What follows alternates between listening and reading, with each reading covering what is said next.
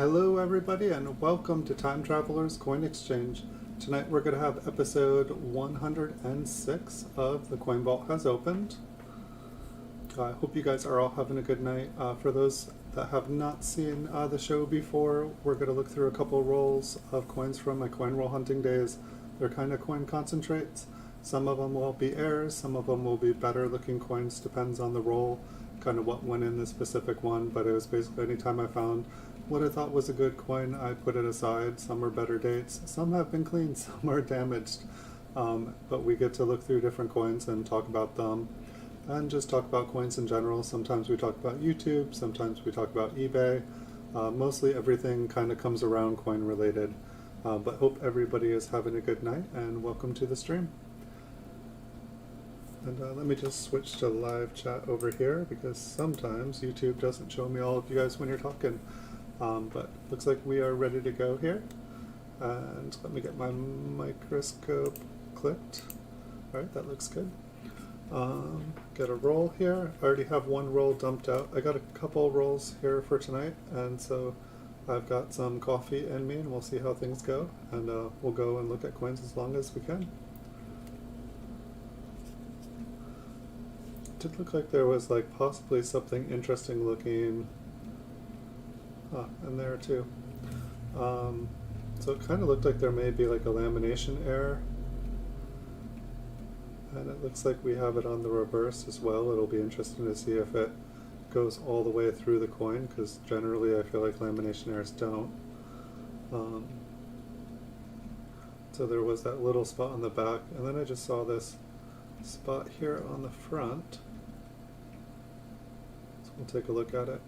And so for those of you that are new as well, there are 3 giveaways currently in the description below the video.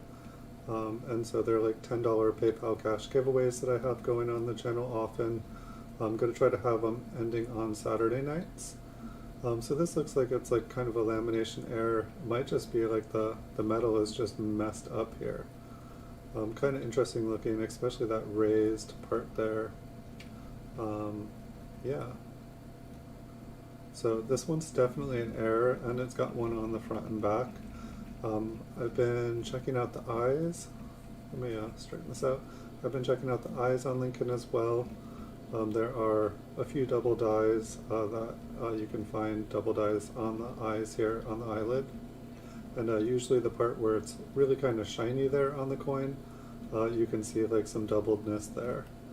Another thing that I like to look at is, take a quick scan of the date, see if there's anything interesting there. And of course, check out the mint marks, because there can be RPMs, repunch mint marks on them. And so when I do find a coin, I've been trying to kind of take them out of the rolls and then label them. And in the future here, we'll probably do shows where we look at just lamination errors or just repunch mint marks. And during the day, I usually do like short PCGS coin videos of higher grade coins. And so if you guys like looking at really bright, shiny coins, really high grade, beautiful ones, I have that going on during the day. But I've been working on this project, and that's how of going through all these coins from my coin roll hunting days, and that's kind of how this show here started. It's kind of an interesting S. It's pretty much just disappearing here. This is probably a very worn die. It looks like there is some wear on the coin as well. When I zoom out here, we spend a little bit of time zooming in and out of the coins here. Eventually I'm going to get a second microscope here, so we can just mainly be looking at the coins from afar, and then I'll have another camera up above my head where the sun currently is residing as a placeholder. The rim on this one looks a little bit interesting. Kind of reminds me of a partial collar strike, but it's not really severe, so I'm just going to put it back in the roll here.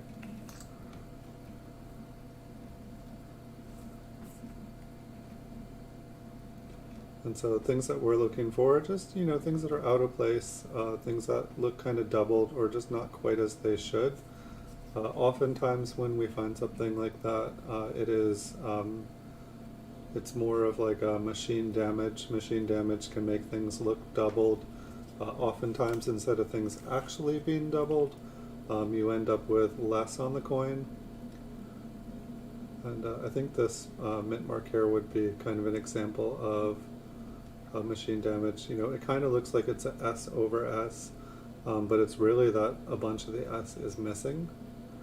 Oftentimes I feel like we'd be able to see it on the date here, which I'm a little bit curious about. It's like sometimes when I see something like this, I'll then go and check out the date to see, well, is the date doubled too? Okay, yeah, this is machine doubling, this isn't a rebunch mint mark. And when there is doubling on the mint mark, when there's the top and the bottom of the S, they're called serifs. It's just the style of how the tips end. When there is doubling there, and there's like a split usually, or just like it looks like an S over an S or a D over a D, that's what we're looking for. And there's a lot of things that are damaged in the in-betweens that, you know, kind of look like what we're looking for, but they're just not quite what we're looking for. This mint mark looks like it has been smashed.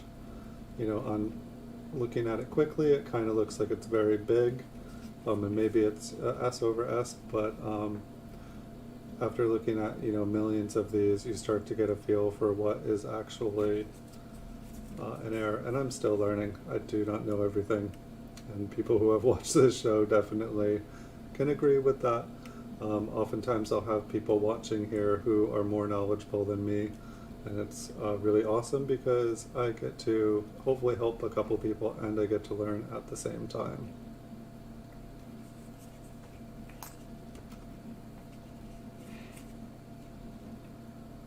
And so for this roll so far, we have a lamination error on the front and back of a coin, which is kind of cool. It's usually just one side. It's like that one looks kind of thick there, but it also looks like it has been smashed. That is not what we are looking for. I definitely put away a lot of coins that, you know, like the B in Liberty would be filled, or they'd be like, you know, the inside of the 9 would be filled, and I thought they were errors, and now I have tons and tons of them and realize that it's damage. It's just really worn dies that have started to break down.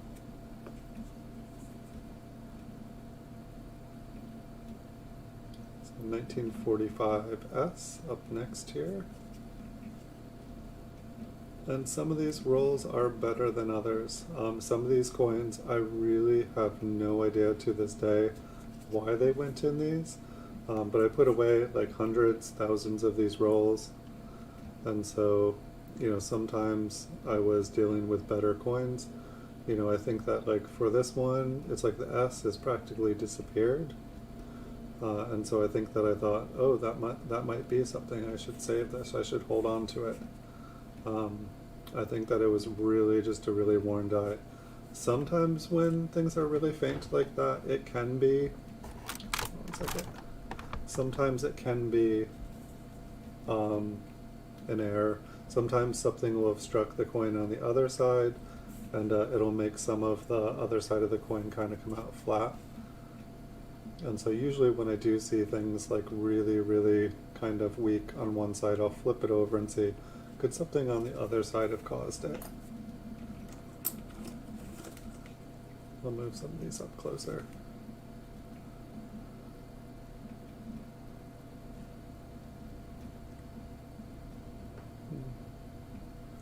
Almost looks like some of the coin is kind of lower. I believe it's damage. It kind of reminds me of a lamination error on some coins.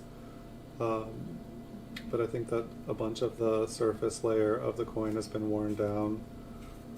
We can zoom in on the mint mark here, and then we'll take a look at some of that. But I think it's damage.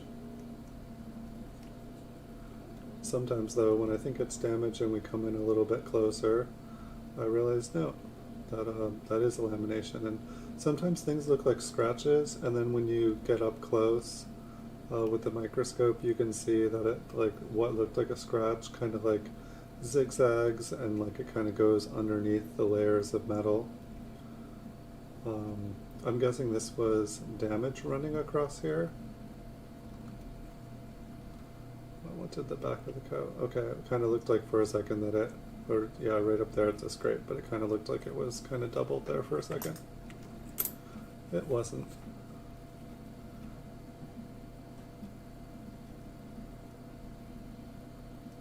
It's like that little scratch there. I believe that's a scratch. We'll see if there's more of any of that anywhere, and we can follow it along. Ooh, that kind of looks interesting. So if you look, you can see the eyelid, but then there's kind of a nice big bump right in front of the eyelid. It doesn't look like anything got scraped out or gouged around there. I think this might be one of the doubled eyelid varieties. It's possible that there is just like a dye chip, like a little piece of dye that broke off.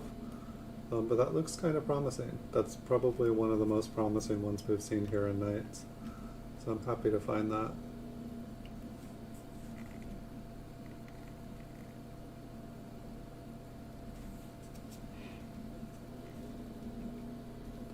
So I'll put this one in a flip, and different websites, if you guys do find cool things on coins, you know, you think it might be an error, coppercoins.com is a really good place to check out coins.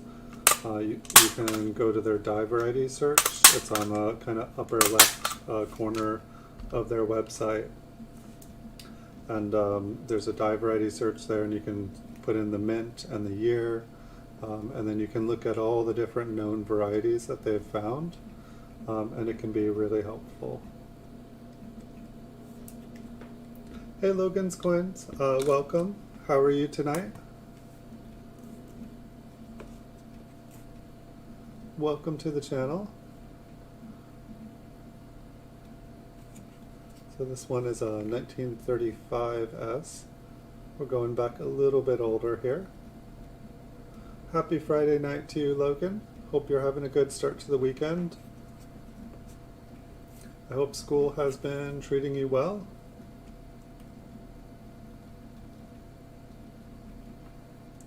I feel like a lot of these 1935s that I've looked at, they, you know, have like machine damage going around the mint mark.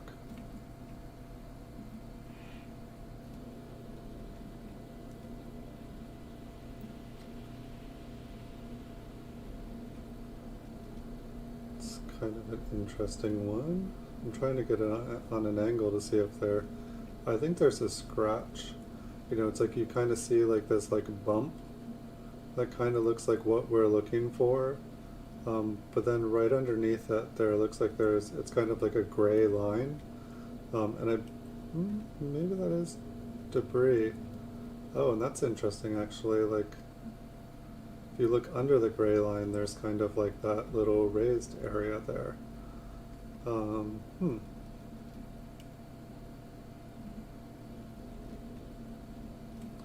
that's kind of like what we're looking for. And then there's like the second one.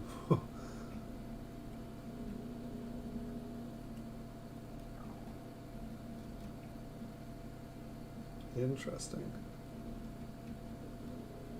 And I'm not sure if either of those are a doubled eyelid. They're really new to me.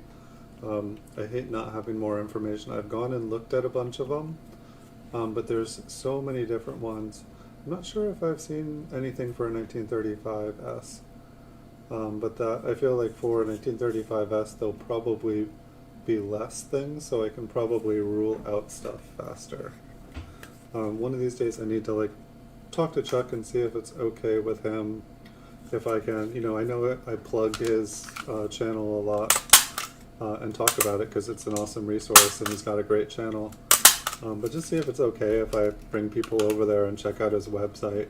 I mean, I would take it as a compliment if someone did it, but it's like I also realized making a video of his channel that those are his images and his website, and he took time making it. So I'm just going to flip this one so that I can remember to go back and look at it.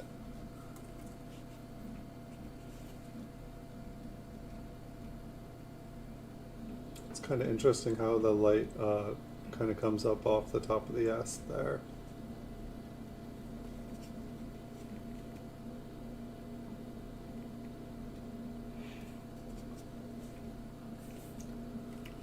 we shall take a closer look. Pretty much anytime there's a mint mark here, we're going to be zooming in and checking it out.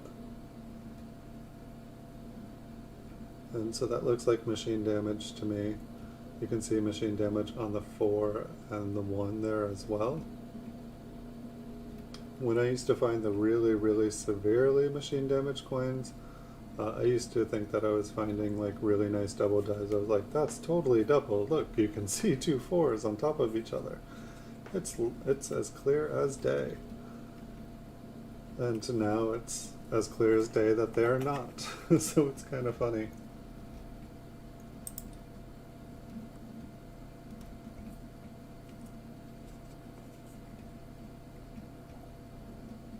The next one we have here is a 1953. What shall it yield? Hopefully something.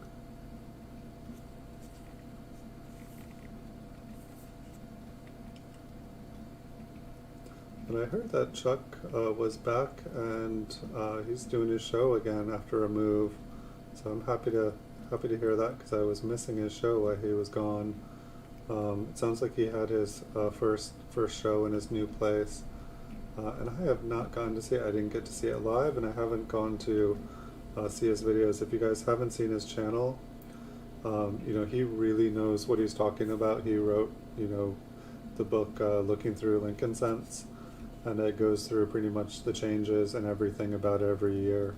Really nice book. It's hard to get a copy of it these days, but that's what's nice about his website. Is it's kind of like the continuing version of his book that just is constantly being updated.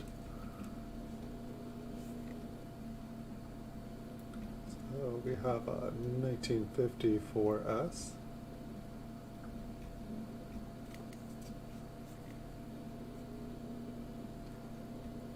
And it's like I would go and, you know, every time we thought we found something, I would go and check him out. But since I don't want to bring up his channel until I talk to him, I wouldn't want to make you just like stare for 5 minutes while I go and try to figure something out. Perhaps it would be a good idea for a stream in the future to, you know, after we do these streams, that then I go and spend the time and track down what all the different varieties are, or if they are, or if they aren't, and then I can tell people, you know, hey, we thought this might be, but don't be fooled, it's not. And then when we do figure out ones, we can, you know, I can let you guys know what they are so you can see examples. And if any of them are still stumping, we can, you know, make a video of like, what is it? It's stumping us all.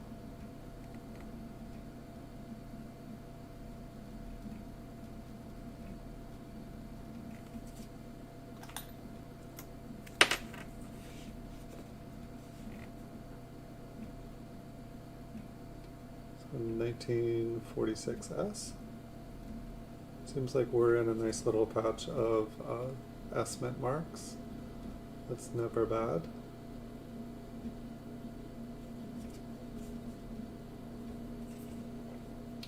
Growing up on the East Coast, I didn't find a lot of S mint marked coins, and so I feel like sometimes maybe when I was coin roll hunting like 10-20 years ago, I would have put these coins away just for the fact that they were, you know, had a S mint mark. But most of these, I believe, were kind of after I moved to the West Coast, and they became, you know, way more easier for me to obtain.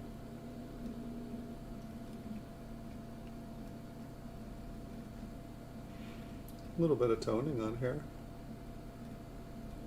Good to check out and see what that is. I think there is unfortunately some damage on the rim of this coin.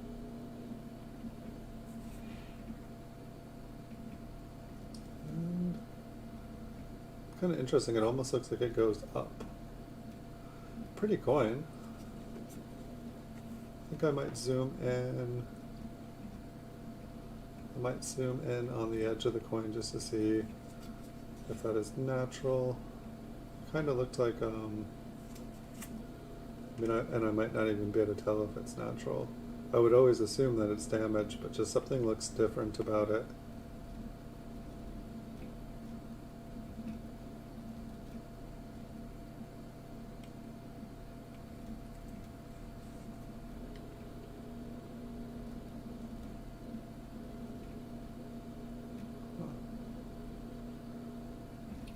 It's definitely all blobby, and yeah, let's just pick it up and look at it. Yeah, I feel like, oh, is there lines in it?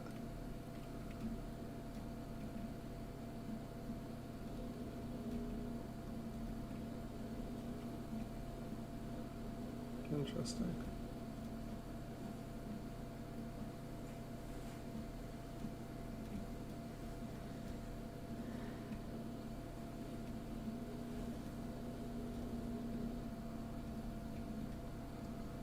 That's not necessarily the normal look of damage. What's it look like when it's smooth?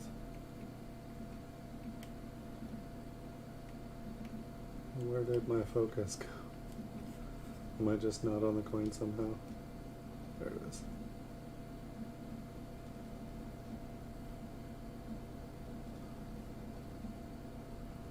I don't know, maybe it's machine, maybe somebody like kind of spun it with something, but it's just, to me it's weird because most of it's going like up and down, and then it's like there's like, you know, different layers.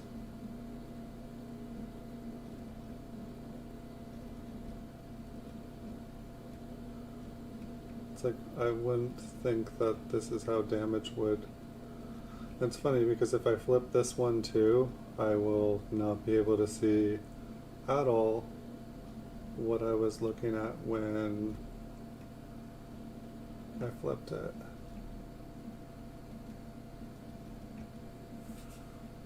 I don't know if anybody's watching has any ideas. I don't know what's... It's got some nice color. Or maybe I'll try to flip it in here so that I can kind of bend it and pop it out. I'll just double staple it. That one was weird. I honestly, I don't know. It's one of the reasons that it's fun looking at coins like that here is because I like to figure out what caused the damage to them. And some people who pop on here, they can just tell me right away. Sometimes I get comments in the comment sections, and they're very helpful too.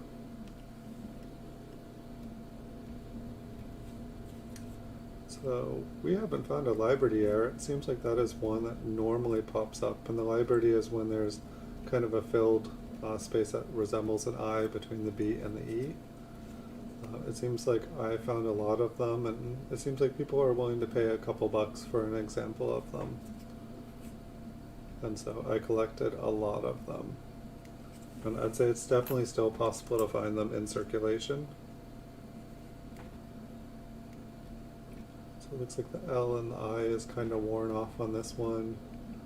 The rim kind of looks damaged. You can see like everything's bright here, but you can see there's like millions of little scratches. So this coin looks like it is cleaned. It looks like it has a weak strike here. Cute little X. A couple little scratches that intercepted. What is going on there? It'd be funny if there was a lamination error in the middle of all this damage. We'll have to see what this looks like up closer.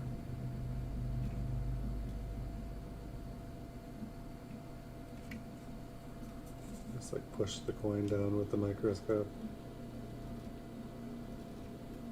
Yeah, I would say that's a lamination error here. I did it again. It's like the coin is getting stuck on... I lost it. Where is it? It was on the end.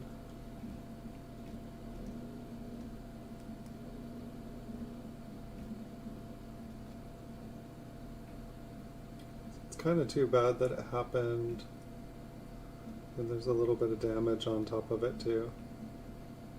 It's kind of too bad that it's on such a cleaned coin there. We'll check out the mint mark here on the front, see if we can. Looks like a half an S. Kind of looks like the S just, no, you can still see it. I was gonna say it kind of looks like it just abruptly stops. And there's a nice chunk of coal where we would be able to see if there was anything on the eye. I don't know what that is, but it's interesting how like little chunks of things just kind of get stuck in the eye sometimes.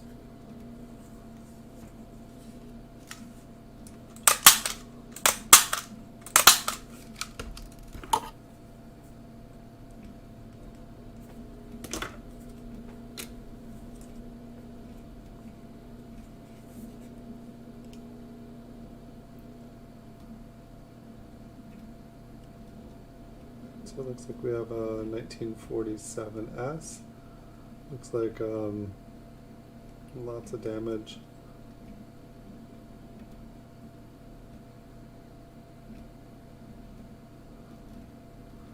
It's kind of interesting. I don't know if they're... It almost looks like there's still luster in area. Whoop. I think that is damage. We'll take a closer look at that. I mean, the fact that it's so much brighter underneath, like, or in the center of the damage makes it look like it happened, you know, that it's the wound is much younger, much newer than most of the coin. Yeah, I'd say that is damage. It just kind of got like smashed and pushed. Back in the roll with it. How's everybody doing tonight? It is Friday night. I hope everybody's having a good start to your weekend.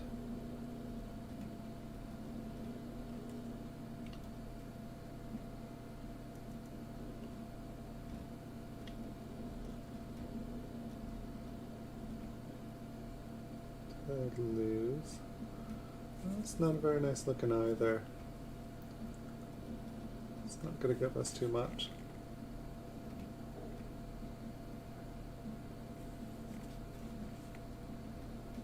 It's like part of this coin looks like it's got really good detail. It's just interesting how kind of dull the coin.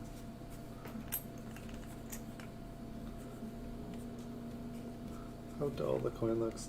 This one's got some interesting kind of pastel, kind of dusty, almost looks like it's wanting to like have a bunch of toned colors on it.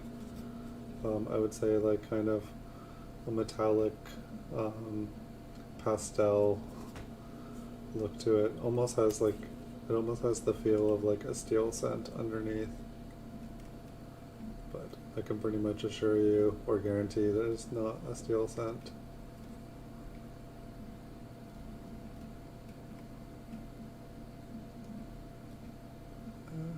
Yeah, there's just not enough going on for the eye there. Hopefully we'll find some older coins in here too.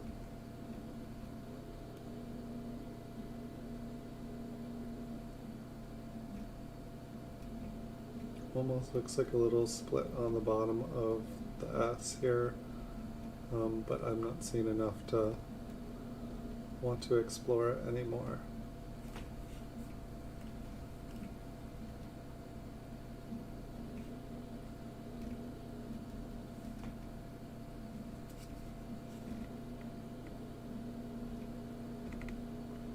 It's got a pretty back to it, very nice brown color. Really good details. Only like very, very small marks. I'd say the front almost looks a little bit cleaned, or like it has a little bit of wear.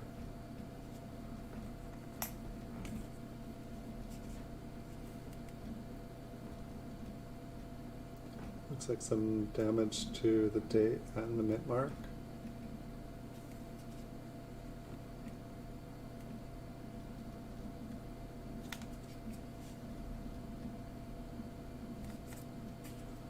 I wonder if there's ever like doubled lips. Somebody was telling me that I should check out the eyes, or I'm sorry, the ears. And it's like the ears don't seem like, while I feel like things could be there, it seems like they don't pick up. They don't pick up super well. Like when I try to go to the ears here, it's like they're oftentimes super, super, super faint. And I feel like I would have a really hard time if there was something there to look for.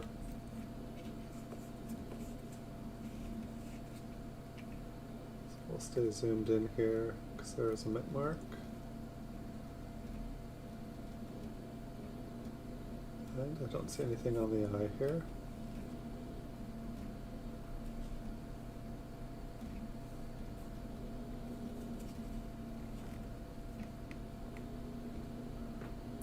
Looks pretty cool. A gigantic die chip. Like that is, you know, normally I see like little teeny ones. This thing is ginormous. I don't even know what part of the coin this would have come from.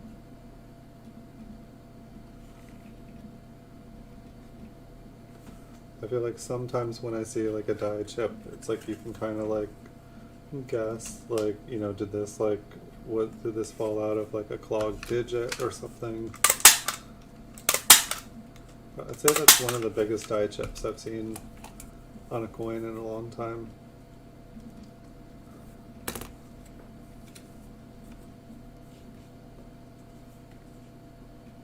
So this coin looks pretty heavily cleaned. It's got some fun color to it from whatever it was exposed to. I feel like either the process of cleaning or the chemicals that things are exposed to, I feel like can sometimes make coins look really pretty, but it's not good towards their value. Naturally toned coins, I would say, are a really, really good thing. But ones that have been really, really worn out and then everything has been kind of like fixed, not so good. So this might be, I don't know, we'll take a look. It almost looks like from far away, it looks like a really weak strike, like a later die strike. But when you zoom in or zoom out, I think you'll see it's a really nice coin. Perhaps there is some damage on it. I don't know, maybe, I mean it looks natural when I look down on it, but it's maybe possible this has been cleaned. Maybe it's just lightly cleaned, but it does look like it has original luster on it. But yeah, if you like look at the surface, there are a lot of little marks on this coin.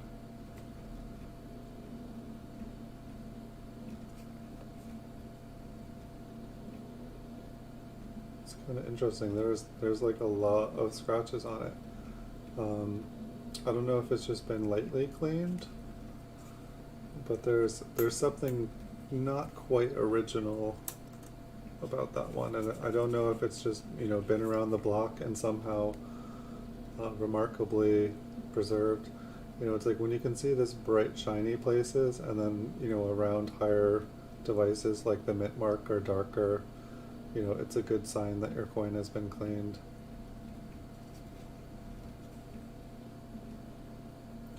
It's like when you can see like lots of heavy marks and wear on the coin, and then all of a sudden everything wants to look all bright and happy. It's not a good sign.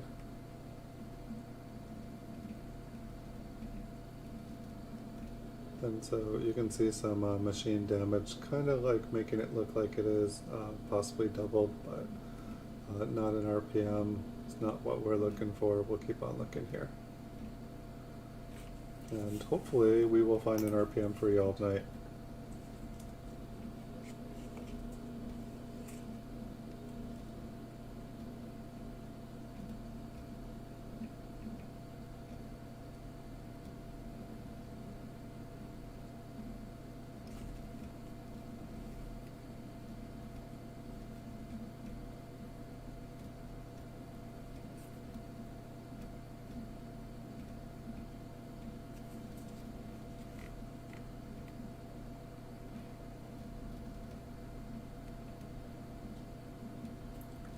Definitely cleaned here again. Like all these lower areas have been cleaned while the person cleaning it or whatever rubbed up against it. You can see it's just darker in between all the things, and then lighter in the open places because that's where it's easy to clean coins.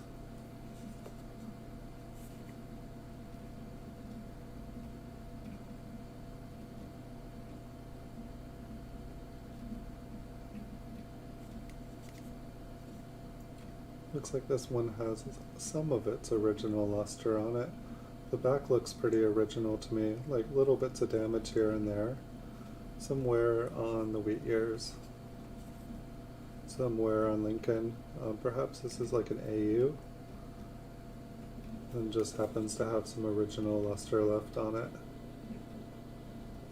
Looks like the 5 in 1953 was partially filled here. I collected a lot of these thinking, oh, well, that's not supposed to be like that. That must be an error. and not quite what I found to be.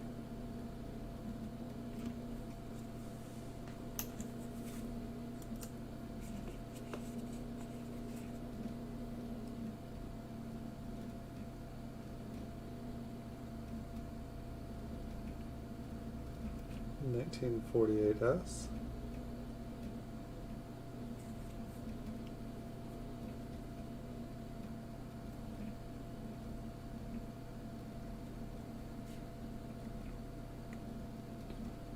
Not seen anything on here.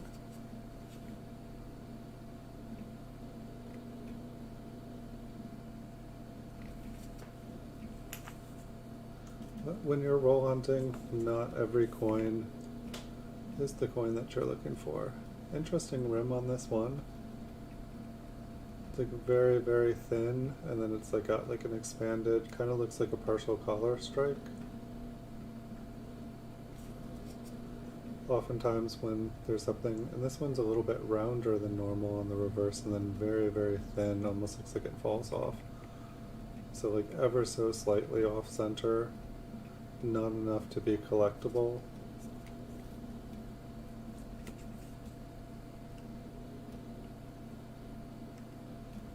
We'll zoom in here. I think we'll also take a look just to see what the rim looks like. I'll go back up and around.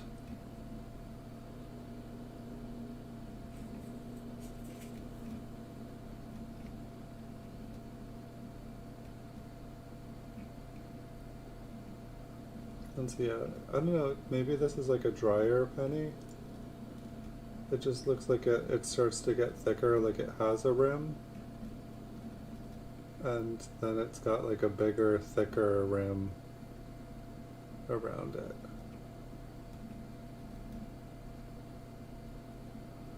It's interesting, like the letters on here are actually really, really kind of solid, really well done, and then on the back it's pretty faint.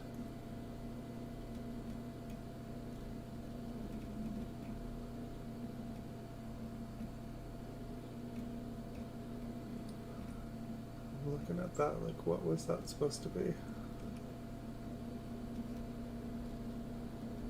Oh, that's the wheat ear there.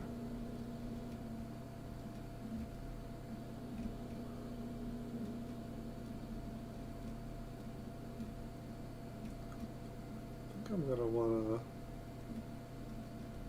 Okay, so that's supposed to be the wheat ear. Maybe that's like one of the design. It's like so flat on the reverse here, it's kind of crazy.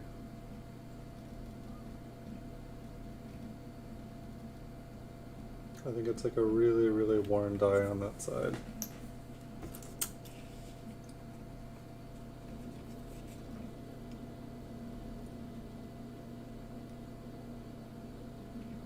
So it looks like we have a 46S. This coin's so worn I thought the eye was down like an inch below, but it wasn't. Looks like we do have a lamination error. It's like it almost looks like we could like look underneath the top layer here. So this one will get a flip. So it feels like, here we'll see if we can see underneath here. But it's like an improper metal alloy. Almost looks like right up at the top of it. It kind of looks like it peels back there just a little bit and got flattened in on itself. So we probably could have been seen underneath it, but it got damaged. But still a nice air to find. I don't find these nearly as much as I used to. I'm sure that they are still out there and that it's still possible to find them.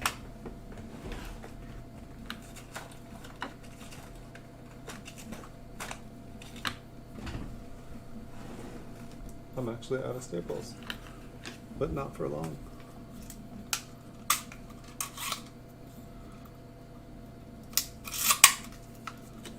Locked and loaded.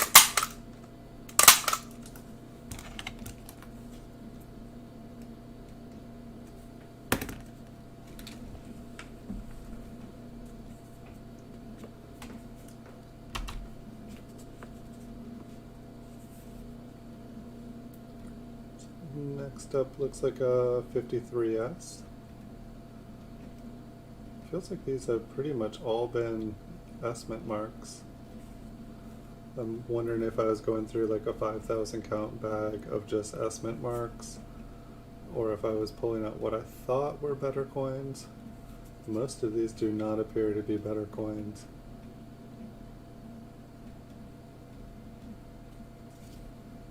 But there's definitely been errors in here. It's like sometimes I feel like I should go through these coins twice and kind of look for different things. Because I feel like I do miss things sometimes when I'm going through. I feel like I try not to like spend more than about 10-15 seconds on each coin, because there's a lot of coins to go through, and if there's nothing there, I just don't want to make you guys stare at a coin that's not worth looking at.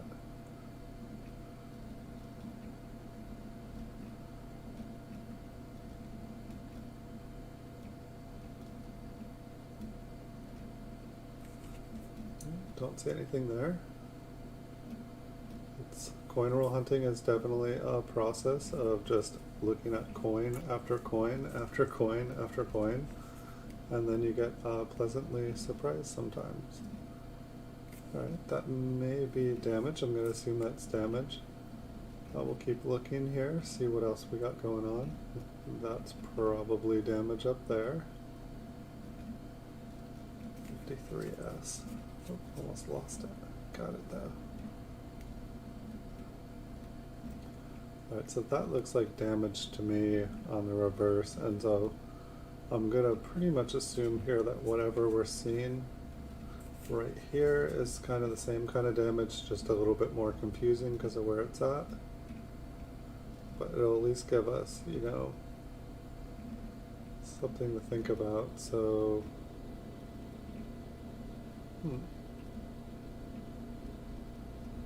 so you can see where the L was.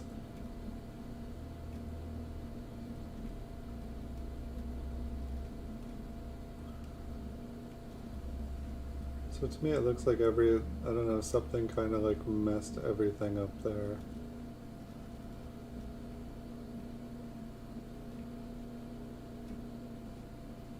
I think that this is damage. If we didn't get to see everything else on the reverse, and it didn't look just like, I mean, it looked like very clear damage. I think it's a damaged coin. We'll keep on moving.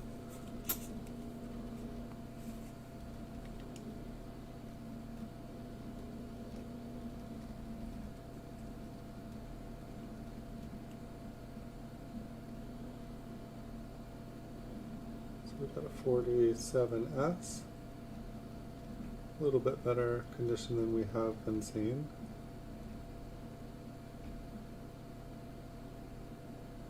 Not really seeing anything there. We'll zoom out and see if there's something that we weren't seeing in any of the other areas. Sometimes I do zoom in on other parts of the coin. It's usually whether I see something. There's usually like usually around the date and the eye and Liberty, I kind of check up closer because there's just more common places for things to happen. It's kind of like where the most things have been found. But there's definitely, like, you know, looking at the pretty much all the lettering is a good idea, but it just takes a long time to check every single thing out. I find that like a lot of the like better errors and a lot of the ones that are worth money, I feel like usually you can see something's going on around the date or Liberty if there is something, and so if you find something, then it's like you kind of check around the rest of the coin too.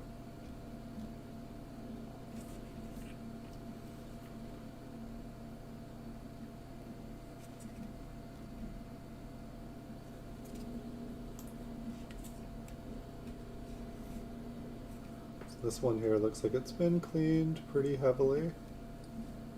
We'll still take a look at it. You know, we had a pretty damaged one earlier, and then there was a lamination error on it. And I'll take a lamination error even if it's on a damaged coin. I'll flip it up. I'll keep it. I still think that they're cool looking. I do see them sell. I haven't really tried selling them. I've just been collecting them, so we'll see in 10-20 years when I decide to start selling them, kind of what they go for. I do see them sell. Usually the more interesting the lamination error is, or the more severe, usually the better.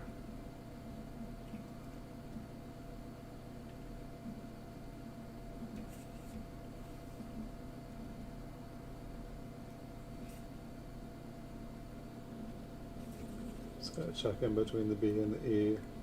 Sometimes there's just a little piece on the bottom of the bias where it's just starting to come together.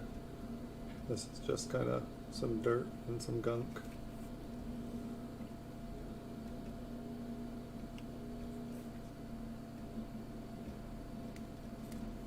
How's everybody doing tonight? If any of you guys wanted to join the PayPal cash giveaways I have going on, there are 3 of them currently live in the description below the video. I think I know I can check.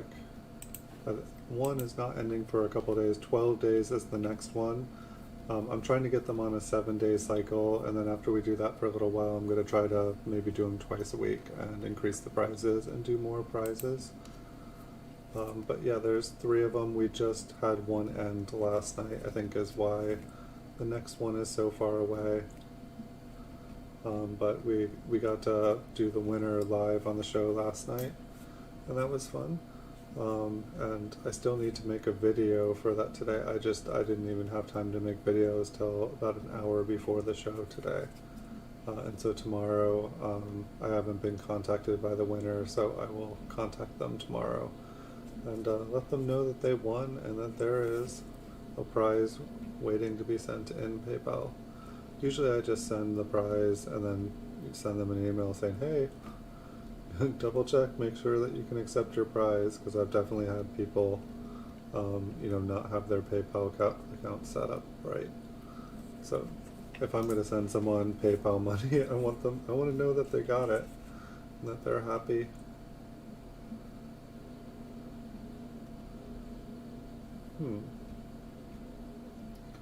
So here we have 1951. My guess here, we'll look at it again in a second, but I'm guessing that 9 filled up pretty nicely with kind of stuff, and then it kind of dropped it. Wow, look at the die chip underneath the E too. That is not a common one that I find. So let's zoom out here. So there's like a big die chip on the E. That's not a common place as far as I'm concerned for there to be a giant die chip. And then we have this other giant die chip that I feel like this one fell out of the 9 and just dropped. Hey Blue Sandy, good to hear you're doing good. Welcome to the stream. You've probably just been watching. No, the wildfires aren't too near to me. I feel like some of them are just to the east, but there's like, mountains and rivers and stuff in between. There's some smoke. Definitely, like, I don't know, it's weird. It smells like mostly like paper and cardboard burning. It's odd to me. Like normally there's more of like, that campfire, and then when it's like going through towns, it's like smells like everything. But so far so good. No fires here. Basically all the fire people are not here, so if a fire happened here we'd be in trouble because they're everywhere else. And so no one have any ideas. Okay. So that one's got some nice die chips on it. The one under the E was definitely, I feel like you could call it a die chip. The other one I guess is a die chip because it filled in and then it fell out. But normally, like that big chunk, I feel like would be inside the 9, and it just builds up until they retire the die, and like this die is toast.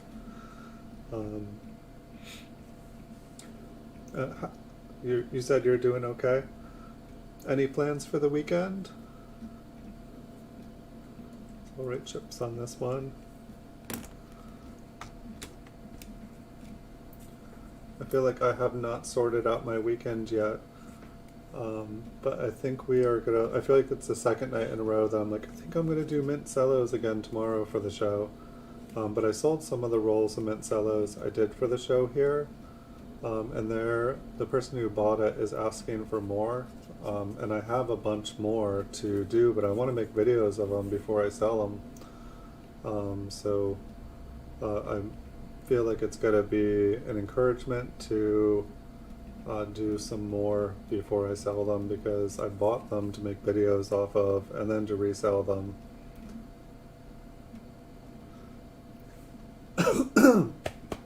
Sorry, yeah, that's the fire. The fire's up here. That's how it's hitting me right now. Is it's just, it's in the air. Like I can see it and smell it because I'm kind of sensitive to it. But I feel like most people, especially when the sky is just covered, they just think it's a cloudy day. It hasn't even, like last year, like the sun would just be red in the sky. It's so weird how when it's going through all the clouds and stuff, it's just red.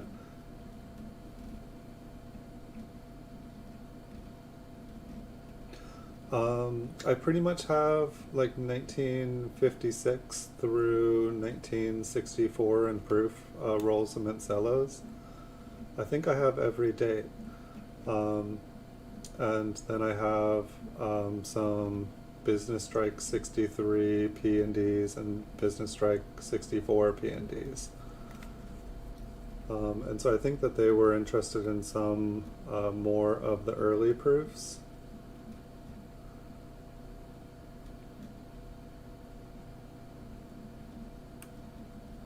And so I think I was planning on, doing 64 and just continue moving back. It's like the fields on this one are really, I don't know, I think it's been cleaned. They seem so flat and so, like nothing has, touched them at first, but like looking back, I don't know, it's like, the pinkish areas on here, I feel like that's like a little bit of wear. Like basically everywhere it's like pink and purple, I feel like that is wear on it, on this coin. We'll take a look at the reverse, usually the wheat ears. It kind of looks like this coin has turned brown. You can see a fingerprint on this coin. Look how big this person's fingers were. I know we're looking under a microscope. But yeah. But yeah, I'm super, super far northern California. I'm so far in Northern California, it's like practically like you can't even call it Northern California here. Alright, so that was, that roll ended up perfect. I ended the roll there, and the one that I was putting all the other coins into was absolutely full. So I'll open another roll here. And just give me 1 second. I want to check there was one auction that was ending. I try not to bid on auctions here live, but it's hard. It's what I do. Alright, so I'm back. What was this steel cent here? Yeah, I feel like where I live, they keep wanting to call it like Jefferson. They want to make the state of Jefferson. Like half of me doesn't know if it's a joke or not.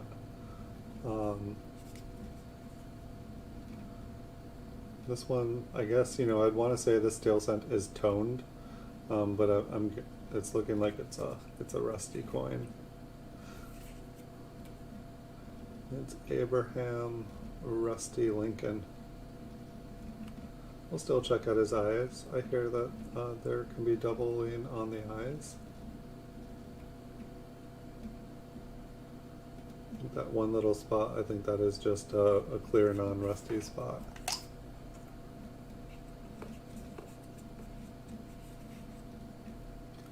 So we'll see kind of what this roll, if it's going to be different. I know for a second there I wanted to say maybe this is an RPM, but it does not look like that little line goes all the way down. That's funny though, because there's something on the top too, but I think that both of them are damaged, which usually they'll just be like a little damaged area on one or the other. Here, we'll take another. Let me flip it upside down and just see. You know, by the time we have something that has some potential, we might as well give it a second look.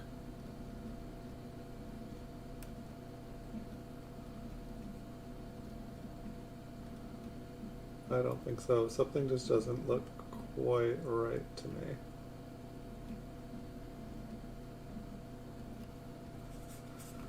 But I do want a second look at the center of it. Hey, Accredited Coins, welcome. Did you have a fantastically awesome day? I didn't get to check to see if you did, but I'm thinking you did. And I guess we were missing that. This one is a library error. We finally found one tonight. It seems like every single night we find one. Welcome to the channel. Welcome back, Accredited Coins. eBay seemed like it was on fire today. It's like the fires here in California and Southern California. Are you safe down there where you are? I feel like I've been hearing that there are fires where there really shouldn't be fires.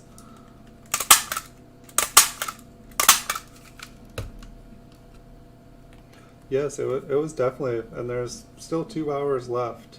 There's still potential here to be like a record-breaking day, but it's like right at the edge there. And I've got a bunch of stuff that people bought that they haven't paid for, and a bunch of people are like gonna buy some more here. They're just, I think they're looking at everything or something, so we'll see. So that one was a buy error. And got some good auctions. I won some good auctions too. I was really happy about. Well, you might have a nice view at your off the grid place. It's like sometimes a fire comes in and all of a sudden you got no neighbors. It's not a nice thing to say. Definitely not. I take that back. But yeah, like, I mean, it seems like the fires are getting worse and worse. I mean, I've only been in California for like 17 years or something, but it seems like in the last 5 to 10 years, they've just become like something else. Yeah, that's kind of the feeling that I get. Yeah, the fires definitely make some crazy sunsets.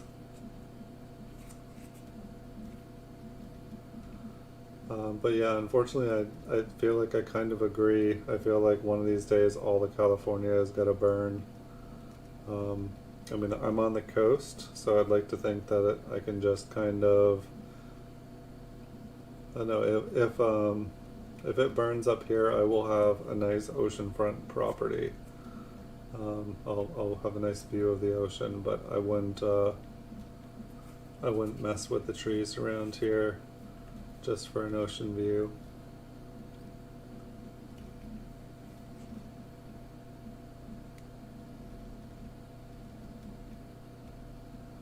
A pretty reverse here, some nice toning.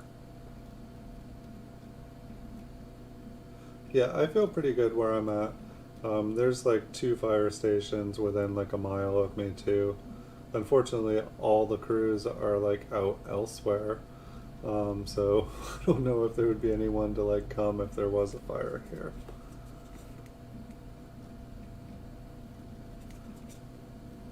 But yeah, I got a bulk lot of proof quarters. It was like 36 proof quarters graded by PCGS for like $250.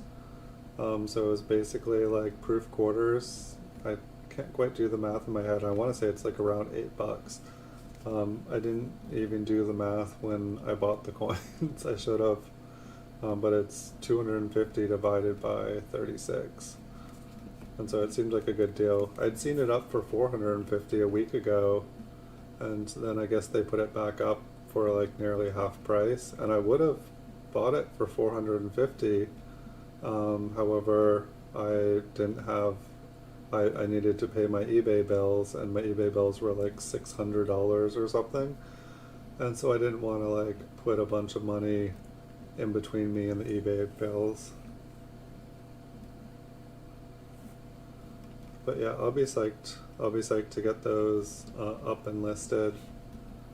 I'm definitely, you know me, I'm always trying to buy early proof coins, and so to like get like a huge lot of them all at once, I'm a very happy camper there. Hmm. My monitor that I watch on here is going all swirly swirly, but I think I am still live.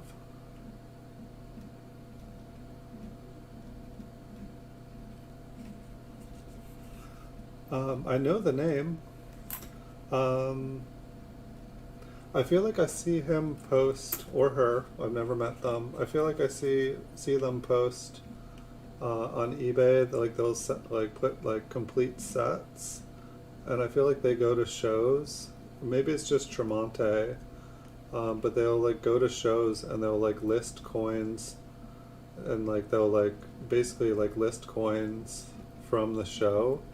Like they'll be like, do you want a complete set of this or a complete set? I can get one for you right now. I'm at a show. But tell me about Tremonte 69s. I know a Tremonte, or I don't know them personally, but I believe I bought off of them before.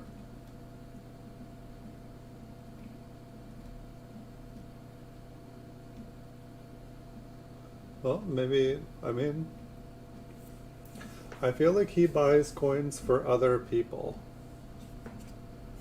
and he sells coins for other people. Like it seems like he buys stuff. I feel like he's kind of got things set up, and I do not know the person, so I'm speculating here. But I feel like he's found a good business in selling people other people's coins and vice versa, which is probably the best way to buy and sell coins, because I think Cointable was talking about it. It's like when he does like large purchases, he already knows who he is going to sell the coins to. And so there's no, it's kind of like when Chuck does a roll reveal on copper coins. He knows he's going to sell all those coins already. They're already sold. And it makes it so that, you already know what your profit is going to be when you make the money. It's the best possible scenario ever.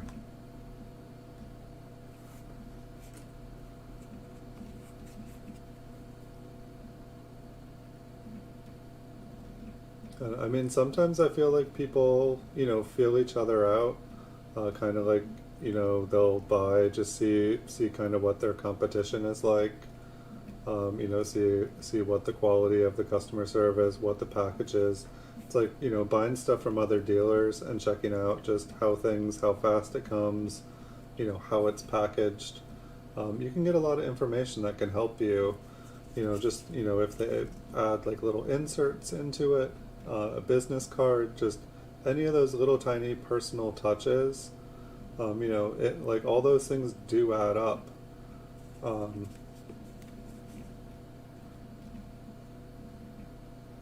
This is an interesting one. It kind of looks like it has a wood grain finish in a way, but it also looks like it's possibly been slightly cleaned.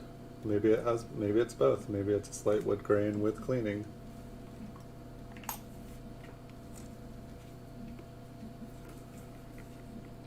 Alright, so next up, a 1954 P. It's kind of brown with a little bit of toning. A little bit of machine damage, I think, on the 4 there. Some more toning on the reverse, some wear on the ears. I'm thinking I put this one away because of the colors. I haven't even had a chance to scan this weekend to see what coins are going to be up at auction. I think I'm going to do it tomorrow morning over some coffee. But I was pretty much able to like catch up on all my bills. And I pretty much have just a few $100s more to pay off the loan that I took I took out a loan so I could just buy a huge amount of coins last month, and I've pretty much paid off the loan in like 3 weeks. So now I won't be having, I don't know if you've ever used the, what is it, the PayPal working capital, I think it was. But yeah, it's just like a one-time fee, and so like you can borrow a ton of money, one fee, no interest, and they just take money out of your sales. It's really, really, really handy. Hey, William Vass Gaming, welcome. Good to see you again. And thank you so much.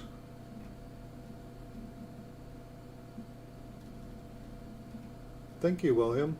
I'll have to come check out your stream again too. It's been I haven't been gaming for a while, so I enjoy watching other people game.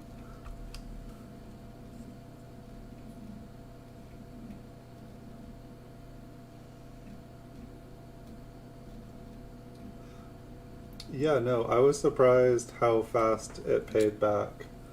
And so pretty much probably by the end of the weekend, it just has a few $100s more. Like I pay 30%.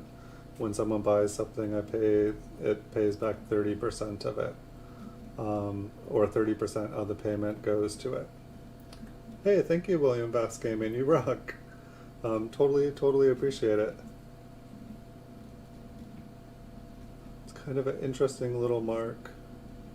If you guys haven't checked out William's gaming channel, he plays a lot of games. And so if you're trying to figure out what game you want to play, it definitely seems like he gets to try out a lot of them and have a lot of fun. I'm totally jealous. Like, he's totally living a dream. No, I tried gaming. I tried gaming and streaming, and he's making it work. Thank you so much, William. Thank you. Yeah, I gamed for a year, and I made $5, and so you guys have already made my, I've been monetized for a week here, and I've already had a better payout on it, and it's worth it because I enjoy getting to hang out with you guys and learn about coins. 1 hour left. Yeah, you're going to be there tonight. When I get off of here, I will definitely... I don't want to forget.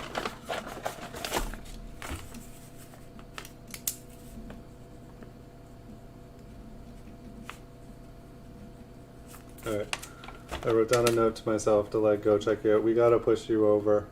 That's too close. Like, they were messing with me, like, it was like, you're at like, like 30 hours, 20 hours, 15 hours. I'm like, I got more than that on my last 3 streams. What's going on? I feel like basically it's like once you get close, it's like they're kind of like, verifying you and checking you out. And then all of a sudden all the hours come in. I feel like from once I started, it was like they gave me like 2 days credit where basically I was already monetized, I think. They just hadn't like told me, they hadn't given me the official yet. So it looks like there's a little lamination error running on the coat here. And there may be more that I wasn't able to see because we were zoomed in too close.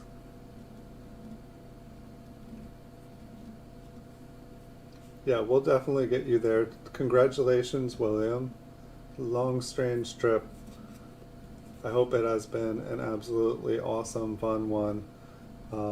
And just think, after tonight, William, every video game that you play, every game, you'll be monetized and you'll be making some money playing games. If that's not like an American dream or just a dream of any gamer out there, I don't know what is. So congratulations. I hope it is a long, wonderful, happy dream.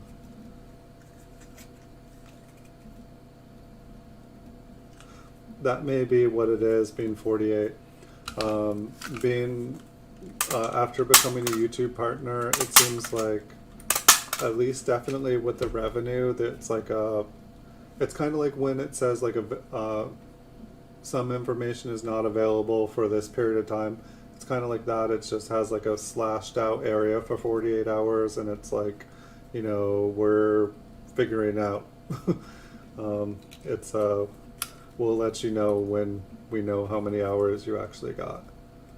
And it's weird too. Sometimes it seems like they take away a bunch, and then sometimes it seems like all of a sudden it's like, oh, I didn't think I got that many hours. I got, okay, cool. Nice. A wonderful, wonderful, wonderful dream. It's like, it's a happy week for us all. Can all celebrate. It's not you, it's us.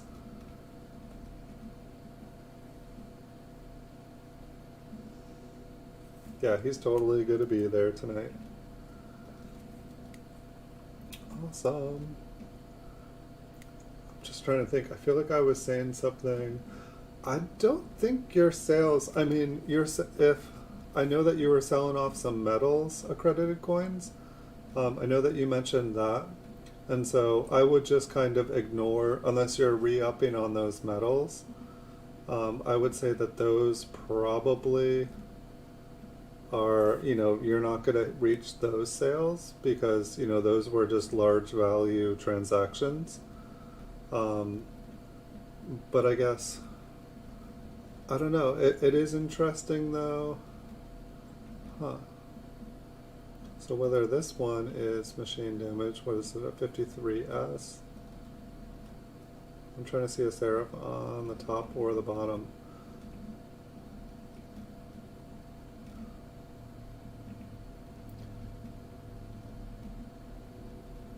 Yeah, I would ignore the metals from the calculation. They kind of skew it a little bit. And so yeah, I would ignore those. I feel like, I don't know, it's weird because my advice will go completely against. But like say today, like, or I'll say what I was gonna say first, but I feel like when I don't list items and I haven't listed any newer items, I feel like my eBay store goes slower. Here's an RPM. Also kind of looks like it has some machine damage on it, but that looks like an RPM to me. But yeah, you can see the machine damage up here as well, but I would say there's definitely two clear split serifs, regardless of the machine damage. And why can't a machine damaged coin also be an RPM? Alright, so we'll take one more look at that and then we'll zoom out. But yeah, after, I feel like when you don't sell or don't list new stuff, I do feel like sales start to taper down. For one reason, you've sold stuff, you've got holes in your net. You know, your net that you're casting out there, you know, for people to kind of swim into and find your coins, your presence, I guess you can call it. You know, that is getting smaller, it's having holes in it. And so you're going to want to fill those holes. Kind of what I recommend for most people is to be listing 5 to 10 coins a day. But it was funny, today I listed no coins until like 8 o'clock. And I had awesome sales all night. Wow, what is going on with this one? I mean, I think that this is machine damage on the reverse. But it's so, the machine damage is so nice on it. It's so clear. And then there's a big chunk in it. I think I didn't even see the top part. I just saw like, I think one of the wheat ears down here on the bottom. I think that's where I saw it. Yeah, like down here. But I believe it's machine damage. However, it did look like there was an RPM on the front, regardless. But yeah, so I didn't list anything today, and I had like almost $500 of sales, like just a little bit tiny under. So sometimes, but it's like, remember, I think it was Wednesday, I think like eBay was dead. It was like they were on a backup server, and then like the next day everything was on fire. And then today everything was on fire. But if you don't replace this stuff, you're going to have more and more holes. And so yes, your sales are going to slow down, because if you have 1,000 items, then, you know, if someone goes to your store, there's a 1 in 1,000 chance. Or not, that doesn't quite work, but the less items you have for sale, less unique items you have for sale, the less chance you're going to meet your buyer's need. Nice, welcome back, and welcome hot chocolate. Good to have you here. I could use some of that. I did have some nice hot coffee before, too much coffee, but now I'm on water.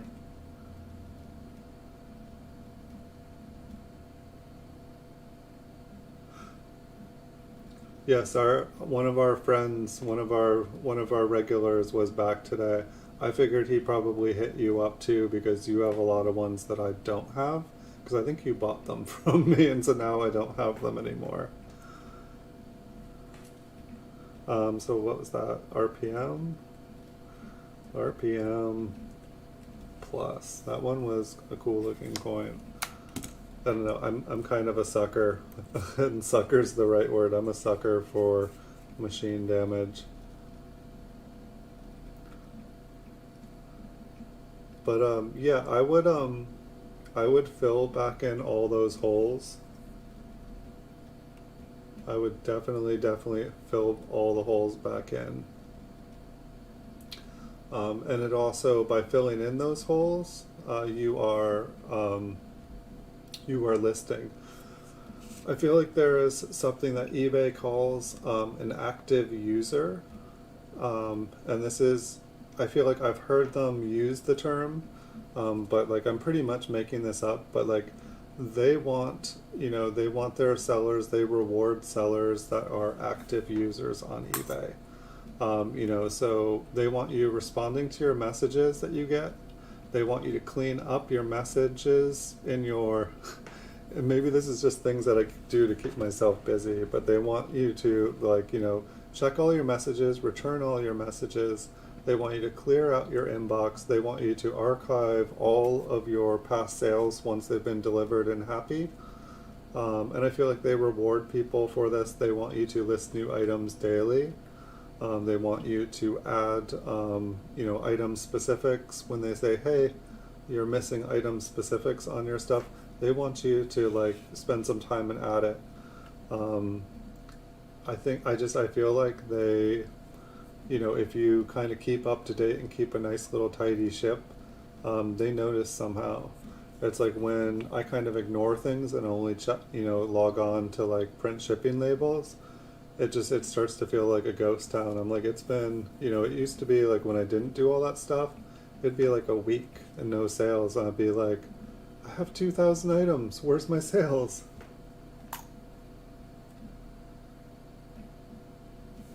Yeah, I have to do that sometimes, especially when somebody just sends you like a rude message or something. Um, Only 61 calories per cup. Why am I not drinking hot coffee, hot chocolate every night? That sounds good. I'd get some right now, but I don't want to have you guys wait 10 minutes while I heat up some water. It's an interesting line up at the top here. It's like a little baby second rim. A little bit of toning on here.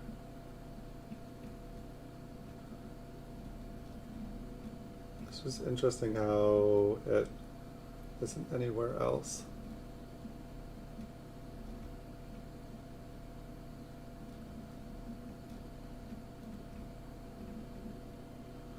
Is it just me, or is the little dot there like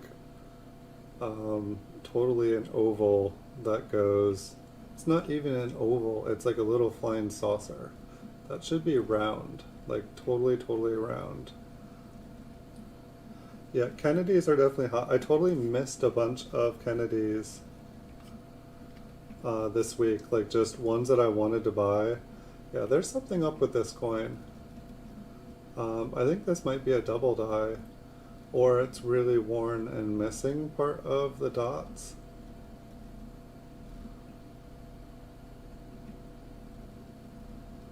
Because they just look like little long ovals. I feel like normally when there's an error like that, they go north to south.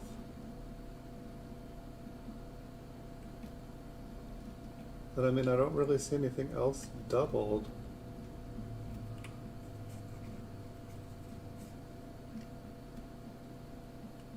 It's very curious. Let's check out the eye. It wasn't a bad looking coin either. I think I wanted to just check out some of up in here because I think Spiked Head Die Crack was saying, oh yeah, check out DDO 002. You should definitely be looking for that. Well, that's one thing I was wondering too, accredited coins, is the best offers, you know, how it says like send, you know, eligible items to send best offers. You know, some days it feels like I'll send like 100 of them and you get no response, and then some days it's like you don't send any and you get like tons. One thing I'm curious about is if every time you do that, if they actually send it, and if every time you send it, if they go out promptly or if they cycle out in like 6 or 12 hour things. Like if, you know, if it's instantaneous that someone, like I got one from you, it was like a 2% off a 1936 proof sent. Yeah, I'm watching it. It's going to be mine. But I was like, oh wow, you can do 2% off? It always tells me 5%, but maybe for the higher priced items, it allows you to do less. I'm not sure how it works.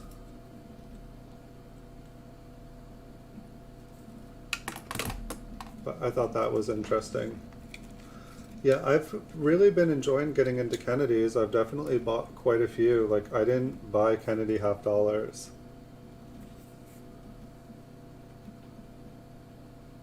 But like I have, you know, bought a lot of them recently. I think I sold like 3 or 4 of them today. And it's, you know, something totally new to me. I've been picking up a lot of them at auction. And definitely have a learning curve on them.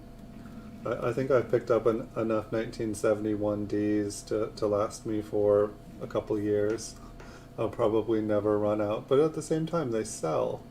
But it seems to be possibly the most common date that you can buy, other than maybe like some of the proof ones. Like it seems to be the most common or easy to find one for a business strike. And maybe someone just, you know, did a bulk grading recently and that's why they're so easy to get.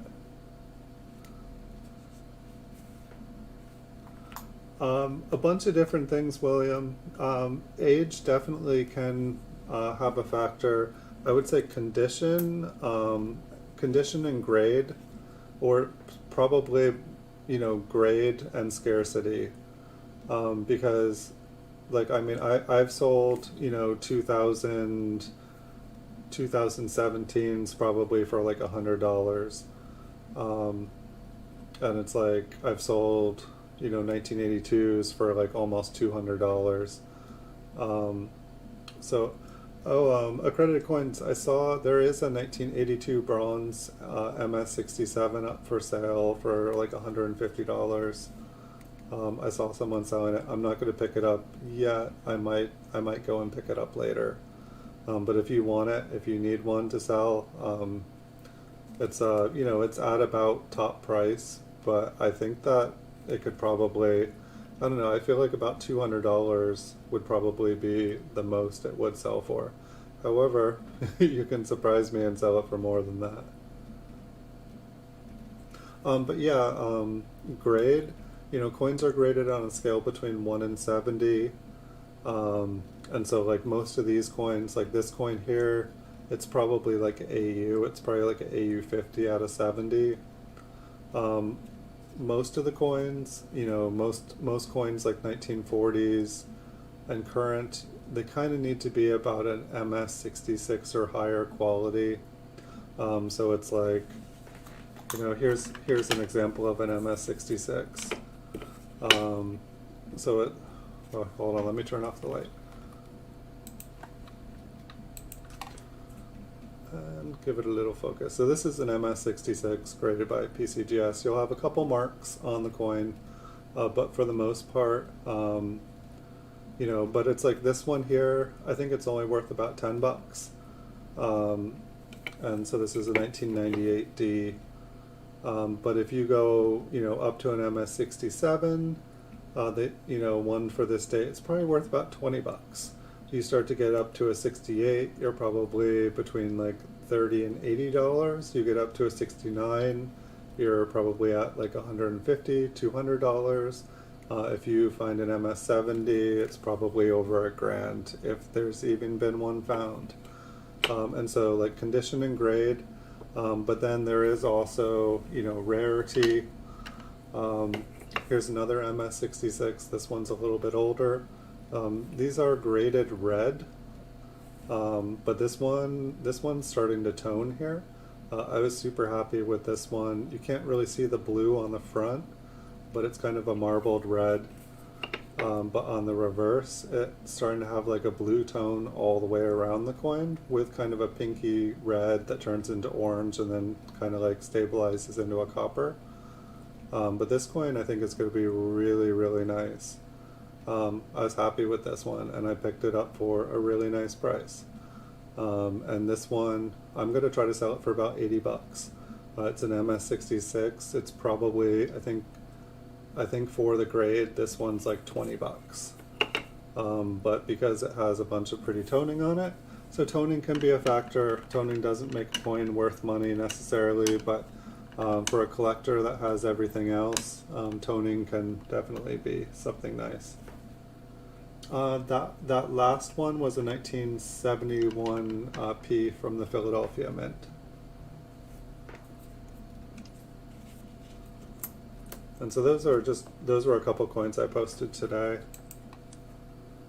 I didn't used to get into tone coins too much, but then, you know, there's also things like scarcity or like how rare the coin is. Some coins, you know, have very low mintages, and therefore even a coin, you know, in say the condition we're looking at right here, will be worth a lot of money. Some are so rare that even if it's like basically beaten up, you know, barely recognizable as a coin, if you can see the date, it still has value. Yeah, I don't have any. I've gotten a couple really nice toned Franklin half dollars, and those, one of them sold a couple days ago. Here's another RPM. And so then another thing that can make the coins worth money is if it's a variety. So this is probably a minor variety. This is a 58D, so it's called an RPM. It's a repunched mint mark. So basically it has two mint marks, one on top of another here. And so people, you know, after they collect every date and every mint, some people are hooked and they want more. And so that's kind of where varieties can come into coin collecting. And some of them look really cool. So we found our second RPM here in this roll. A little bit of damage on the coin here.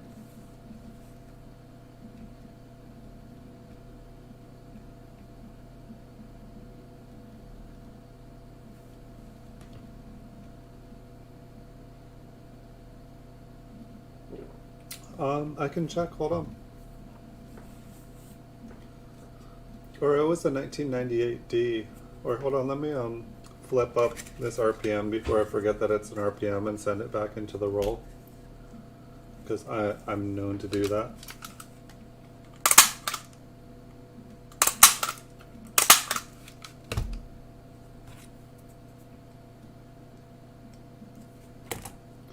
Let me move that one that kind of looked like a double die over with the RPMs, because that one looked really interesting. Okay, so the 1998. It might be hard to... No, I think we can do it.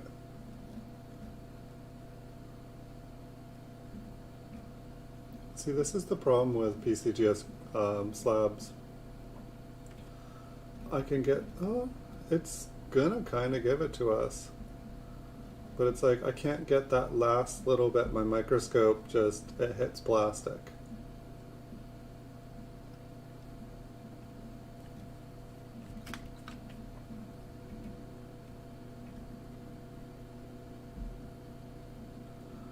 Um, it kind of, yeah, it's hard to tell for me. I feel like if I saw one that I knew was a close or a wide, I'd be able to tell. It kind of looks close, but it's also hard to see.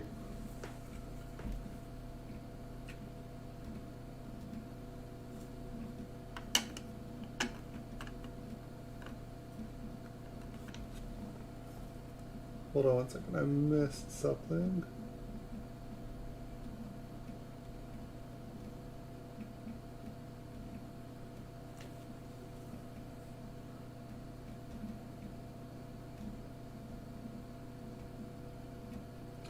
Can I put my stream on your community tab, William Bass? That would be awesome.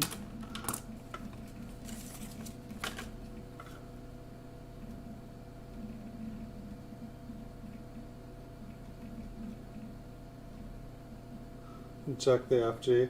Well, I don't think we're going to be able to see. I will try here for you, but if we can't zoom, whoa, the FG is huge.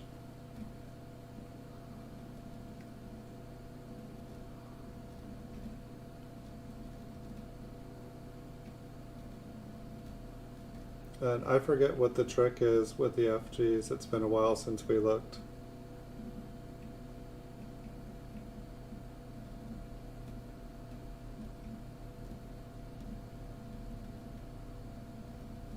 So is the close AM or the wide AM better? And it's a 1998D. Does it matter if it's a 98D? Yeah, I'm curious. Alright, hold on. I'm not meaning to like leave you guys staring at.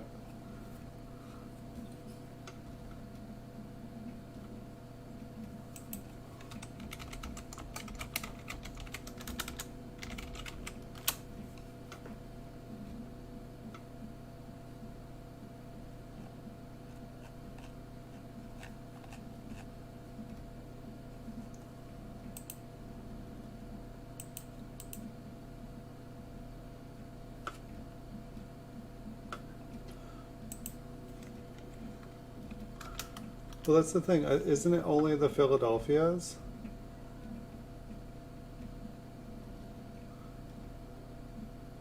Or is it on proofs? I'm seeing proof close AMs that are worth money, but I'm not seeing.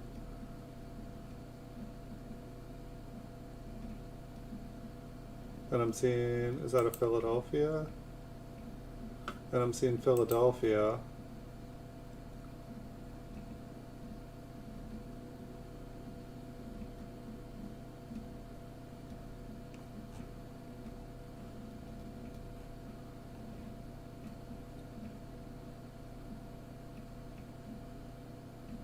Okay, yeah. So that one was a business strike coin.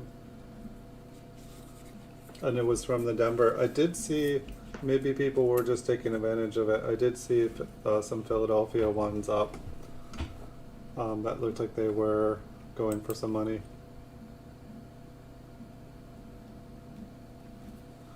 Very interesting. See, I wouldn't have even looked for that, and yet I had done streams.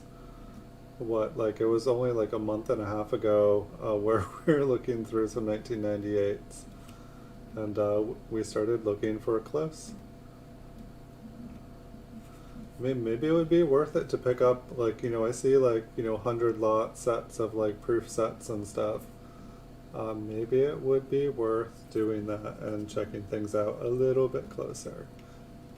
It's amazing the knowledge you can do if you just look a little bit harder. You just look a little bit more. It's like there are awesome coins worth money just waiting out there for somebody with the knowledge to be able to see them for what they are. It's like so many things have knowledge. There's just so much abundance around us all. And so many of us are ignorant to the abundance. Said me, the ignorant one. But I know I definitely see a lot of abundance around, but sometimes it's like, I think I close my eyes to, I'm seeing abundance, and I'm like, oh, there's lots of abundance. There's abundance everywhere. There's abundance in the abundance.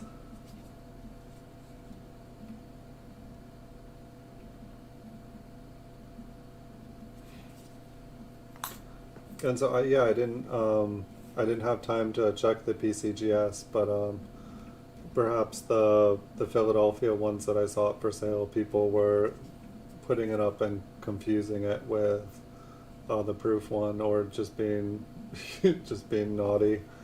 And oh, maybe someone will buy, I'll get it attributed as a 1992 close AM, and then people will be interested in buying it.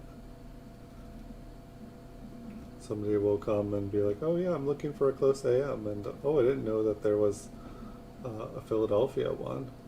I'm buying it. It'll go with my proof one.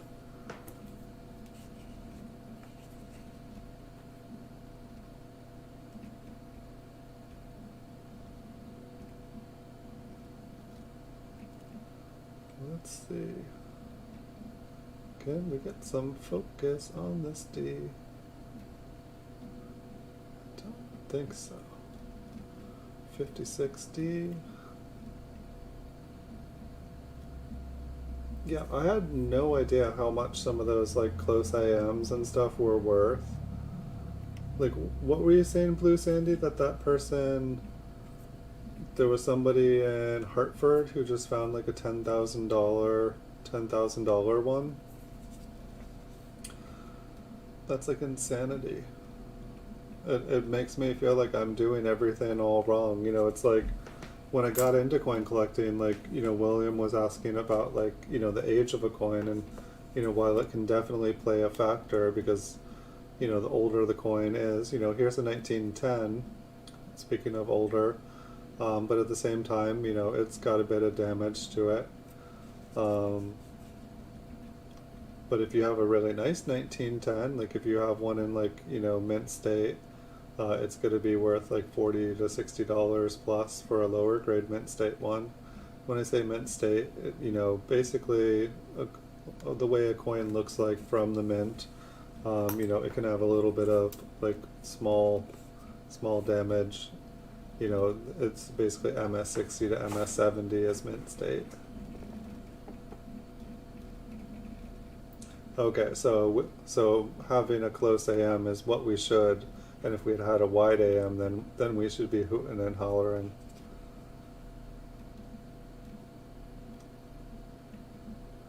Check out that N up there. Looks like there is a scrape at the bottom. Perhaps the scrape goes all the way through. I'm guessing a little die chip that just connects. It's a very fancy N. It's the fancy N variety here.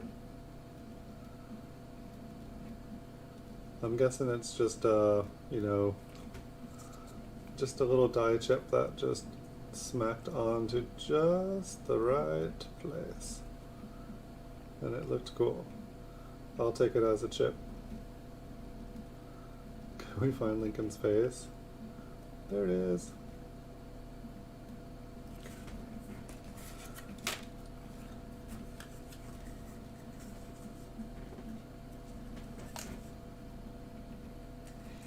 That's right. We never got to look through the 1999 because when I went to open the 1999s that I had ordered, it was like 1991 or something instead. It was like that's what the auction said, that's what the bag said, and then I'm like, oh, whoops. It was cool. So I think we got another oldie here. This one looks pretty smooth. Looks like it could be made out of chocolate. And I feel like I can see a D. I'm going to guess 1918 D. Take a look at the reverse. Not seeing anything other than nice looking chocolate coin. And yeah, I'm not going to really worry about what the date is because I'm pretty sure it's not a 1914 D. I'm pretty sure it was like 1918. but it's not going to do us much good if we can't tell what the date is.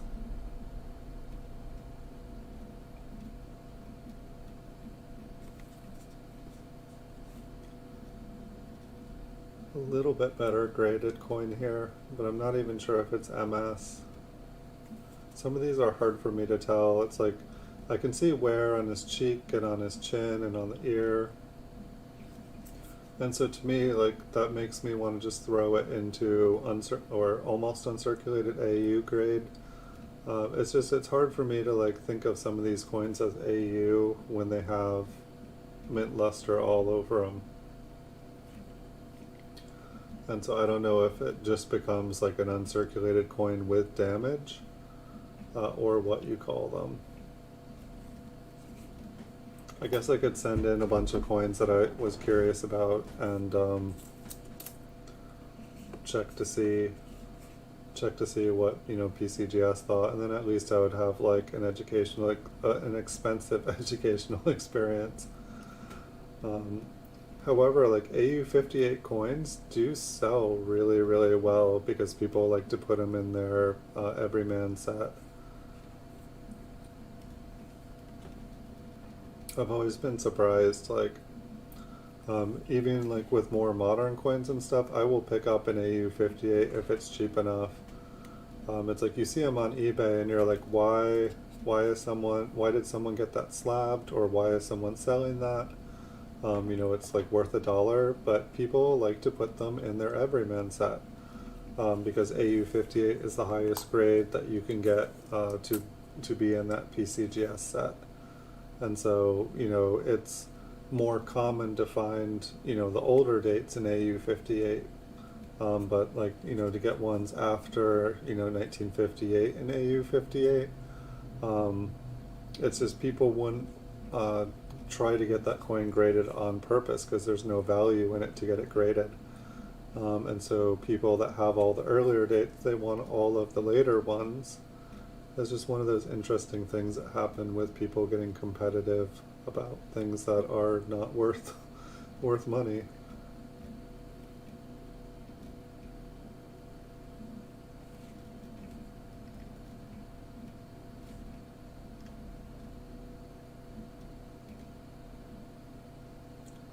That's just a little bit of damage there. Okay, zoomed out too far. There we are.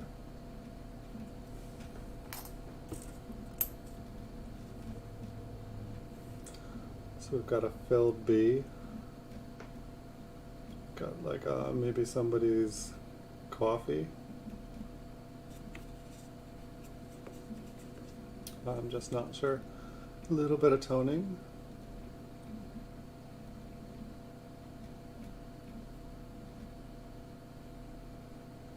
Maybe a die chip on the wheat ear over on the side here. Let's see if we can zoom in on that.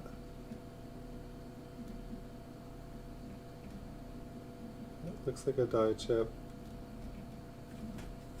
Pretty flat one. Maybe we can pull off something else on this coin too. Not there.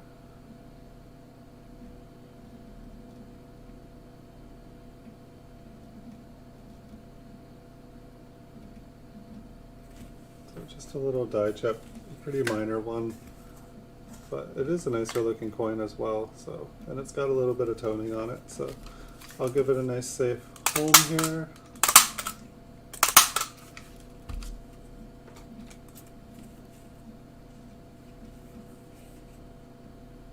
So no mint mark on this one.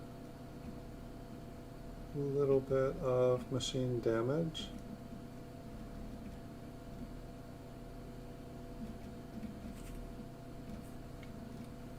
We'll see what else we have.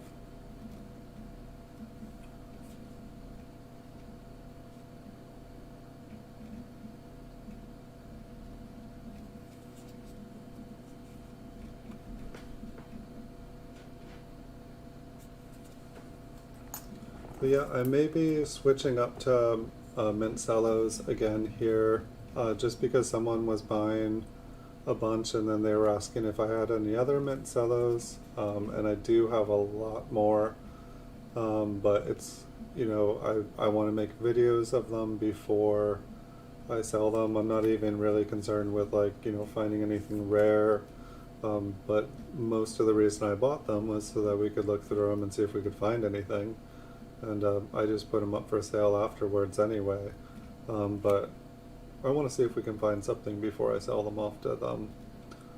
And just because I make the video and post them doesn't necessarily mean that they'll buy them anyway. But it was interesting. They were saying that eBay won't let them click directly through eBay onto my videos, which was curious because I always can do it, and everyone else I've talked to is able to do it. But they said they had to copy paste. They had to copy paste just to be able to view the videos, that they liked it, but they wish that eBay would let them view the videos. So that was kind of curious. I hope that eBay is allowing everybody to watch the videos, because that's half the reason that I put them up there, is so that, you know, it's like if I'm going to sell a roll of something, I want someone to be able to see every coin in the roll, not just, you know, 6 fronts and backs of the coin. Looks like a little bit of machine damage probably on this one. Looks like it's on both sides, the T, the E.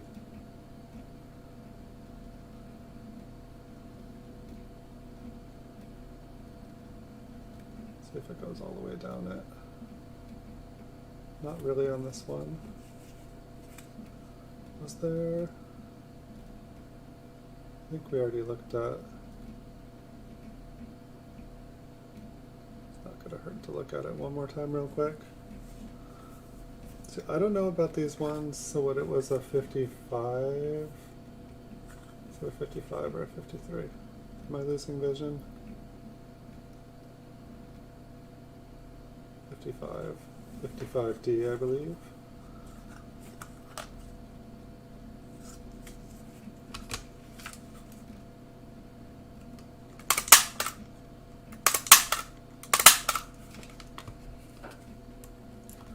Tell them to look at the search bar.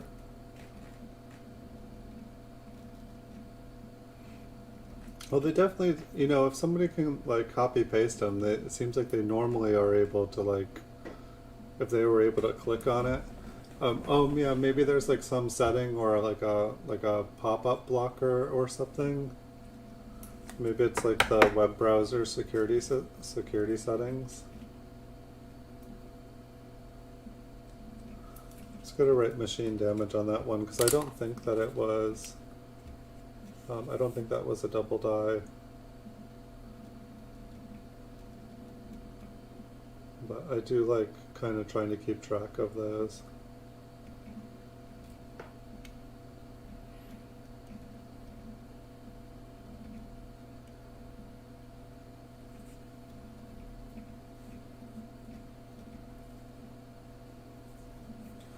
It's like something is saying, don't watch this person's videos. Like we've blocked this person's videos. You'll become addicted to watching these videos. We know you.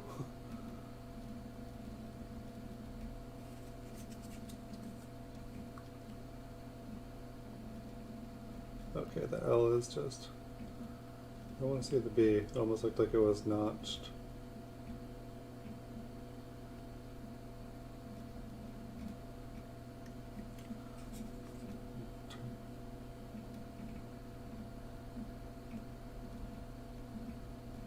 Maybe not. It is interesting how the bottom of the B is kind of smoothly gone like that.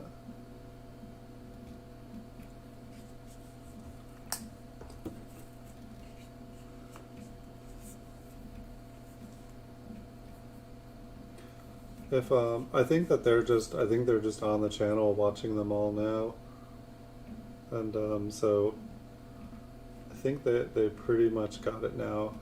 But I can talk to them tomorrow. I will message them in the morning and see if they're having any trouble.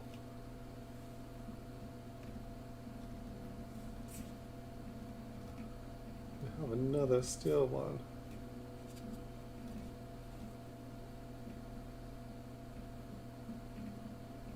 That's pretty exciting for William to be at 3,999 hours.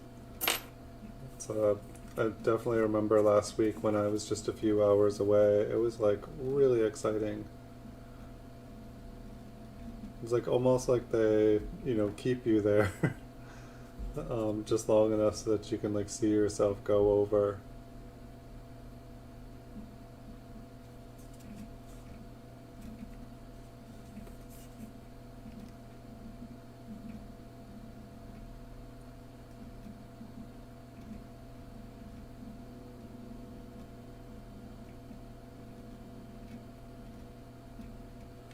Right, nothing on that one. Logan. I don't see Logan. I saw him at the beginning of the stream.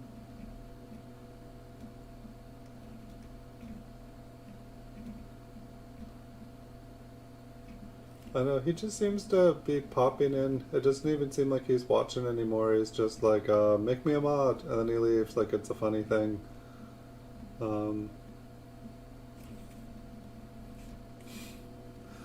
Maybe he just really wants to be a mod, but I don't know if he was serious at first or if it's just kind of become a joke.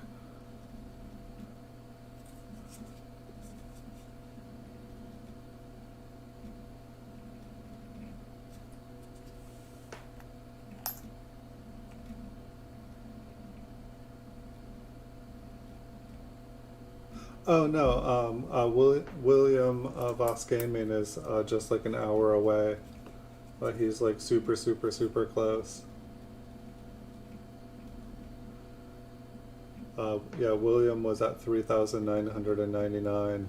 He's just like YouTube's just like got him like hanging right over it. So he's definitely gonna go over. He's gonna go over tonight. After I stream, I'll definitely go check out and see what his newest games that he's playing are. And I think a couple people are as well. So he's going over. He doesn't have a choice in it.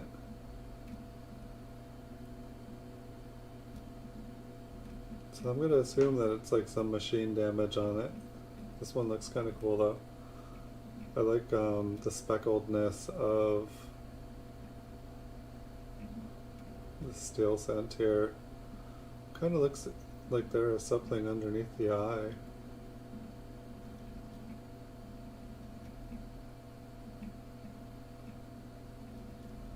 I just feel like there's like a little raised, I don't know if it's supposed to be higher up. Spiked Head Diecrack said there could be. It's definitely a little bit harder to see. I mean, it's like basically, William, you are already over 4,000. You're already over. It's just like since they run like a day or two behind, but I'll definitely still go and make sure. It's really cool. What you should do, William, or at least it's what I did and I saw other people do it, is make a video of you at 3,999.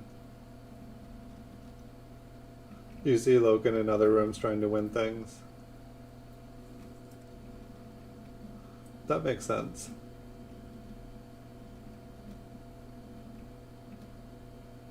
It's like if I was him, I'd keep working on his channel, because like I actually enjoyed watching his videos. Like I feel like he had. I don't know. I'd like to see more.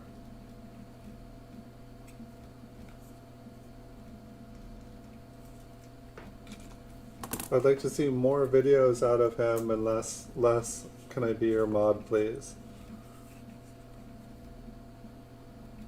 It's like the only reason that I would need a mod lately is just to like quiet people down when they're saying, can I be your mod? Can I be your mod? Can I be your mod yet? That's the only thing, and I don't mind it. It's kind of silly to me. I don't understand it. I guess the thing that I worry about is that I've seen people kind of mess around with people's channels, like the mod secretly was like kind of sabotaging people's channels, just silencing and banning everybody. And the people that were running the channels were, busy running the channels, like being live on camera, and they weren't paying any attention. And basically, the people hit everyone, and was basically telling everyone, they were basically just banning them from the channel so that they'd go to another channel that they wanted them to go to. And it was just kind of weird. And so it's like, for me, it's like I feel a little bit until I know somebody. It's like, it's like I'd probably be more prone to have somebody be a mod that was like right here. Just to make sure that they were, actually trying to help with the channel and not just kind of have mischievous fun. Which I don't understand why someone would spend time trying to sabotage someone else's under any circumstance, when they could just, put that same time into making a better channel for themselves. And I'm not saying Logan's doing this, I'm like, why does he want to be a mod so bad? I don't get it. So maybe he's totally just, he's got a dream and he wants to be a mod, and it's just like a cool thing. We'll see.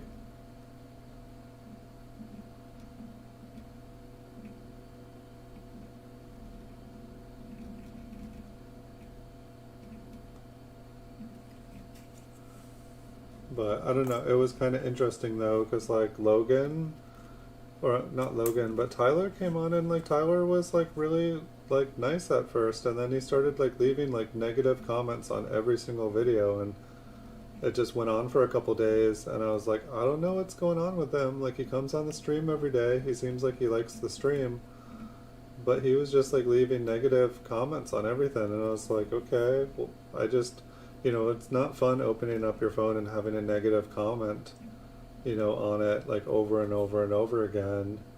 So I was just like, I'm gonna like block him from the channel. He was like the first person I had to block, and I kind of had mixed feelings because he was here every day, but like it seemed like he was only kind of here to kind of go blah blah blah blah blah and not say anything, and I was just like, I didn't understand it.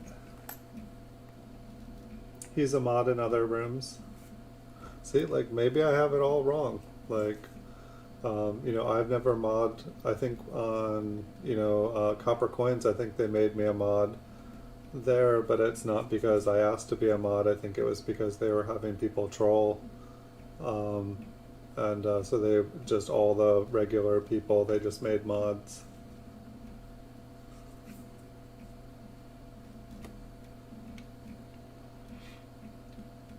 Yeah, it was kind of interesting how many aliases he was using accredited coins. He definitely seemed to be quite adept at making other accounts. I mean, he even joked around and made Time Traveler's Coin Exchange as his username and stuff. And it's kind of interesting how, like that was one of the problems on Copper Coins, is like somebody was coming in and, basically cloning someone else's account and then bidding during the auctions, and it was messing all the auctions up because people were like, the clones were making bids for the people, but it was like a different account.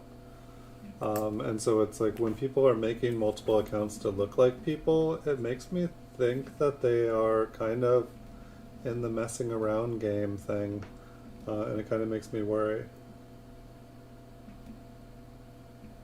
Yeah, things on the channel here for the most part have been pretty chill. And I've had like a couple like silly things happen where I was like, yeah, I should probably have a mod. But it's not like the channel here is like super fast paced. Like, I mean, even if you guys were all chatting up a storm, like, I can stop looking at a coin and go and block something if someone's going.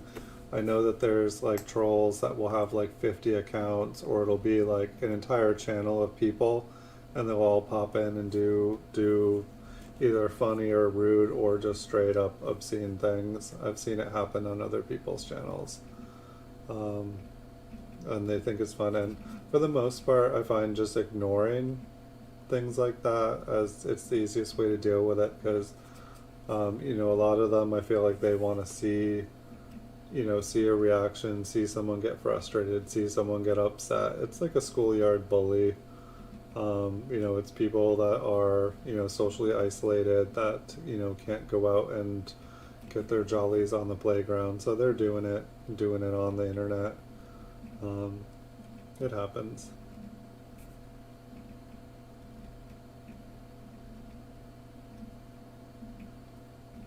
That's not good.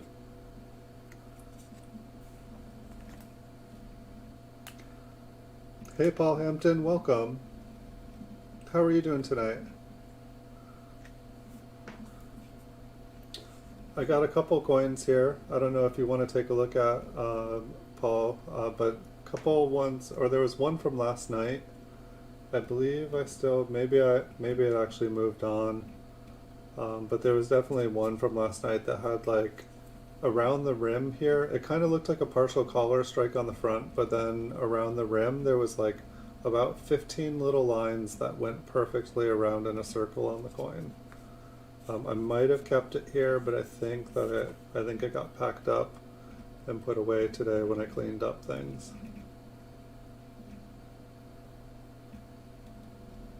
Hey, thanks guys. Thanks everyone.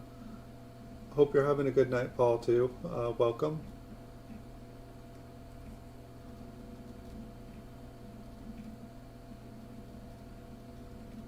Can't really see that one too well.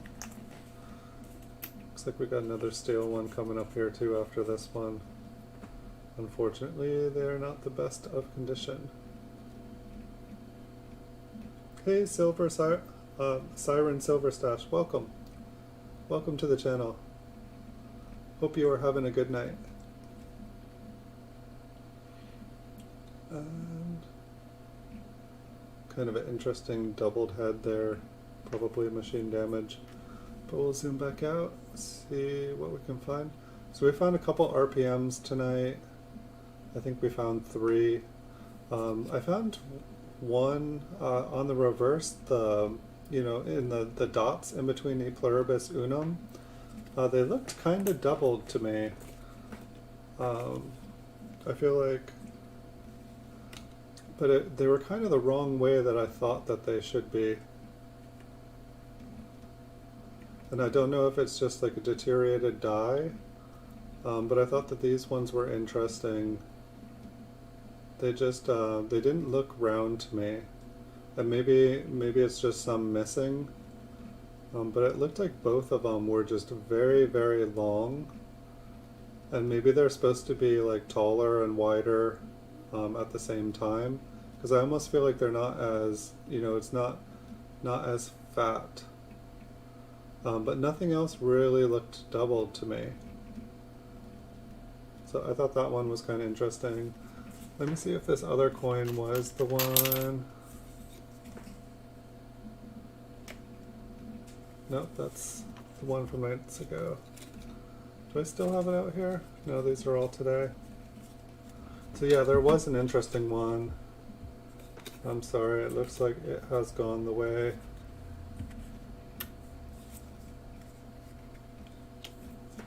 But we'll keep moving here.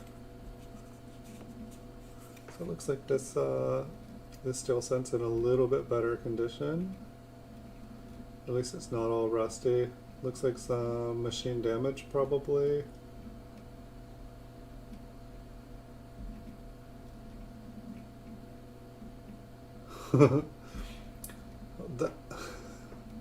That's gonna be hard. What's funny is like I talk with my hands and you guys can't see it. Someone was telling me this the other day.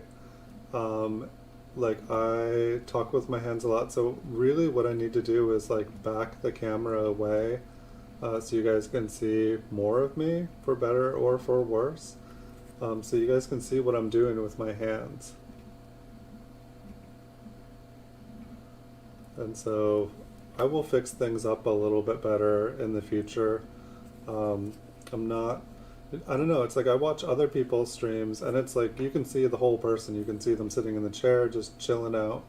And for whatever reason I have not been able to get my camera set up in a way that works at my work area.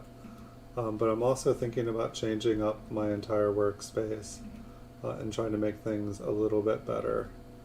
Because I still think that there's a lot of improvements here I can do on the stream, and I'm working on it. Gonna do more and more every day. I just need to, like, you know, it's like I keep getting tunnel visioned and just making video after video after video, like, and that's been my problem for the last 5,000 videos that I've done, is I just keep making more and more and more, but forget to go back and, like, fix things and make things better. Yeah, that one definitely looked cool. It just kind of caught me off guard. I just didn't know if they looked like, you know, instead of it being round, it almost seemed like they were just the top and the bottom of the circle were missing rather than it actually being wider. And it was just hard to tell. I mean, maybe I could grab one that, you know, is normal and just see if those ones are taller, you know, if they're bigger north to south, which probably would have been a good thing to check. I mean, they definitely look wider than the average, but I just don't know if it's because it's missing some of its metal. Looks like we have a Liberty Air here, which oddly enough is only our second of the night. Doesn't look like it's quite full. Maybe about a half. We'll check out the reverse here.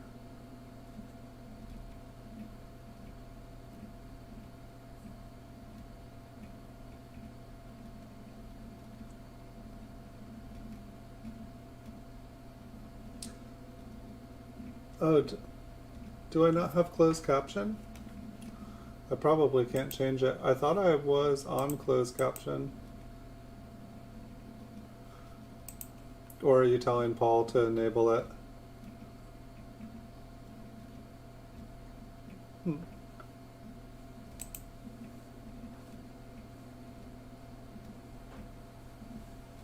Oh.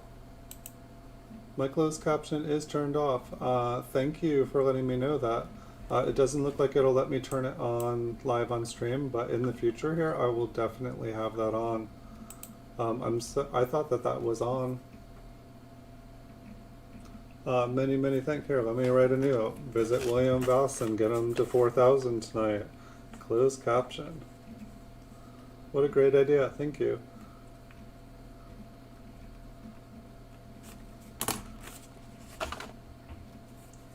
Right, so maybe we can zoom in and check out this one here. Ugh. Maybe not the best example. Some looks like machine damage on this one, some doubling.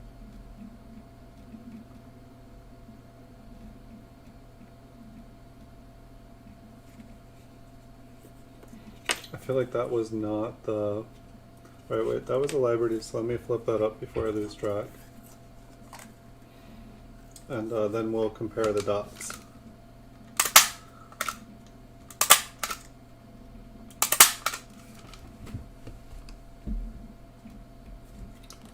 Dun, dun, dun, dun, dun.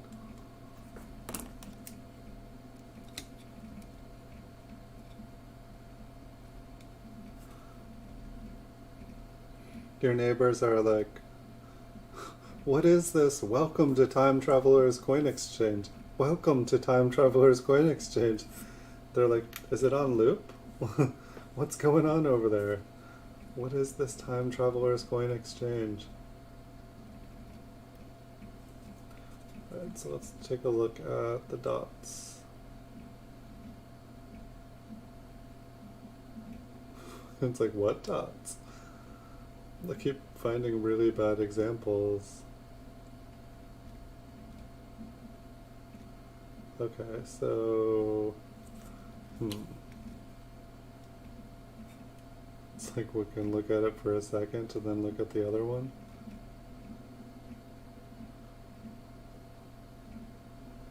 So it's like almost like it's a little bit smaller than the tip of the S. It's kind of about the size of the U.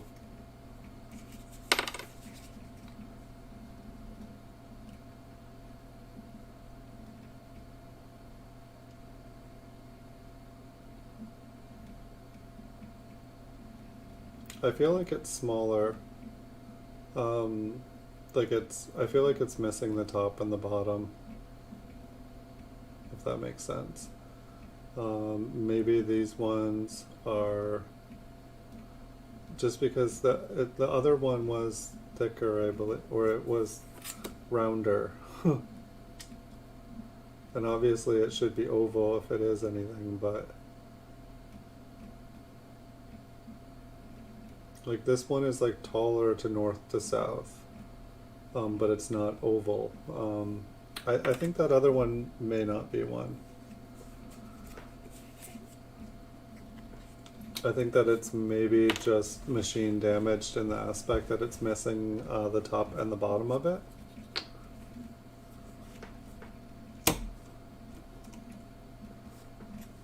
That is my best guess.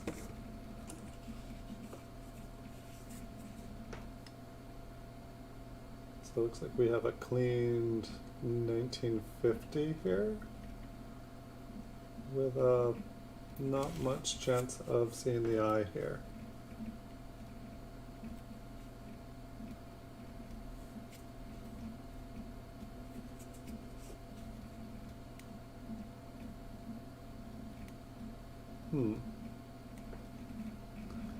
That looks curious. Is there, guess we can look.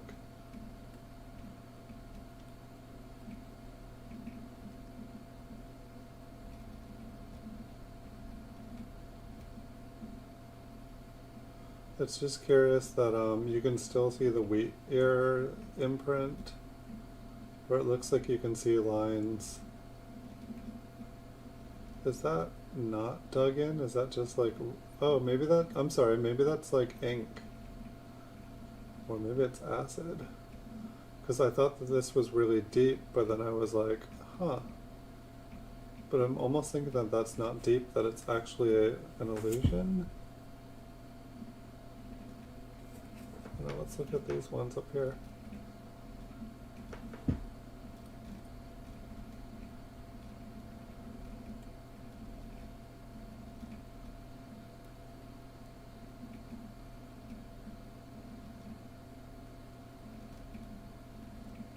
Huh.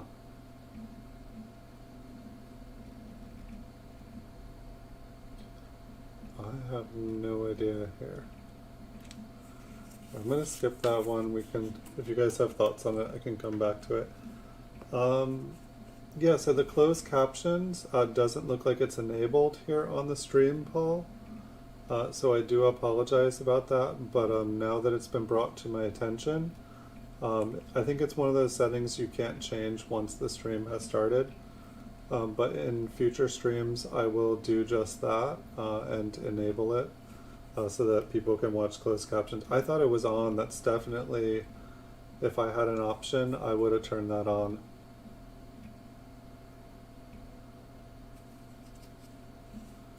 Especially since I think that's something that people can have, you know, they can turn it on and off depending if they want them on. But it's like, I think that, you know, would be really handy for people to be able to see. So great idea. Thank you, thank you, thank you.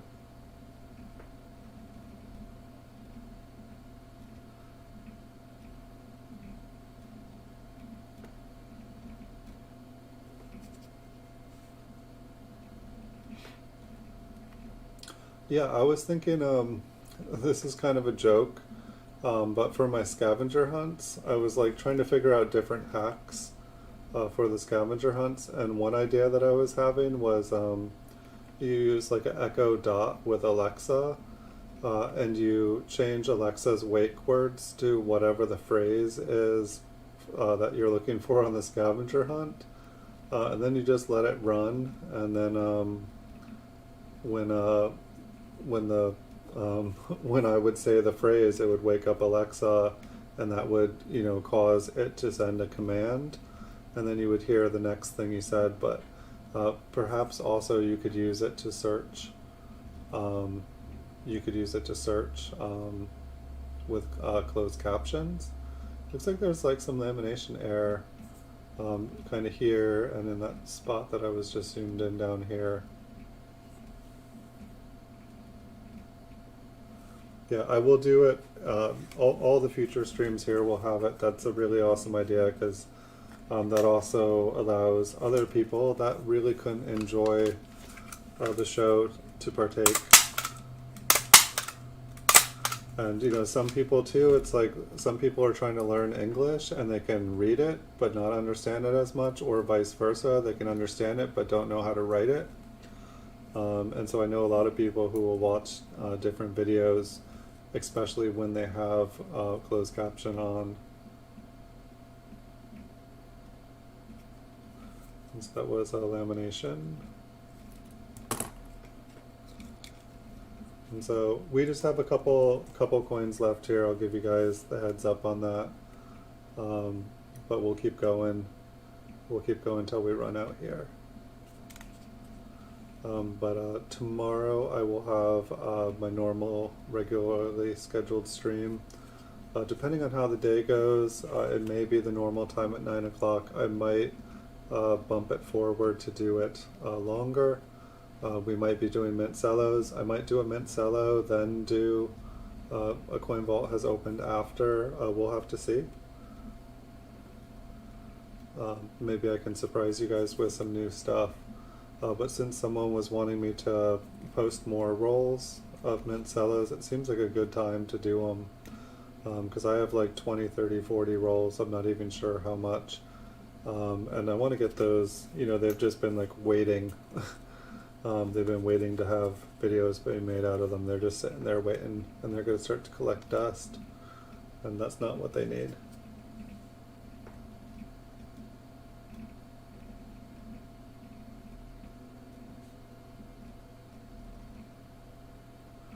Thank you so much, Blue Sandy, for coming up with that and trying to talk Paul through that. Yeah, what you normally click on the picture and then, or you would right click on the picture, I think, and then there would be a little list of options, either that or maybe it would be in the setting. But I think that since it hasn't been enabled for the stream, it's not an option for the settings.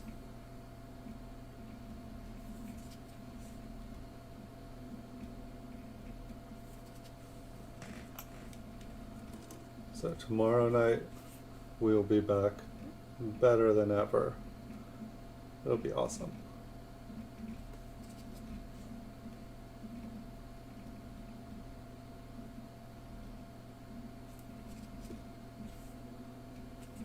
I'm too caffeinated.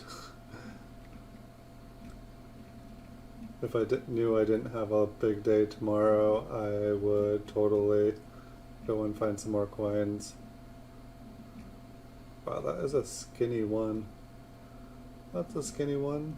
Yep.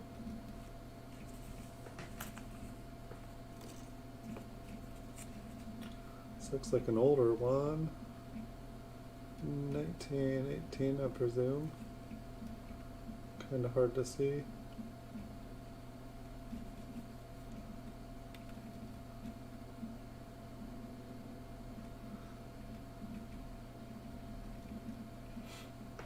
Nice. Is there a translation? Here, I want to see.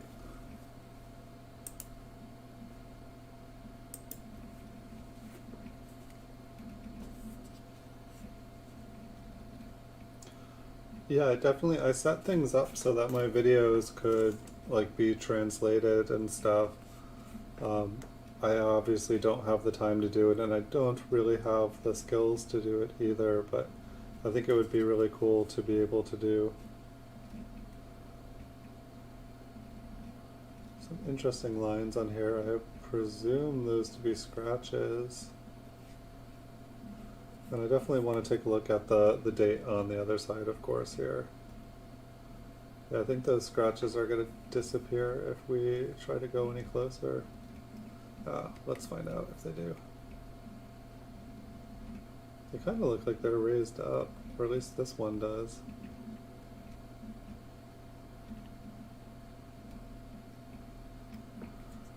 Let's take a look at the...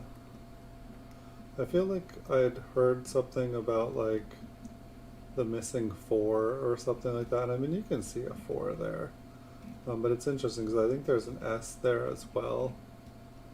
And it's basically gone to take a look at the eye, and then we'll go back down there and zoom out a little bit.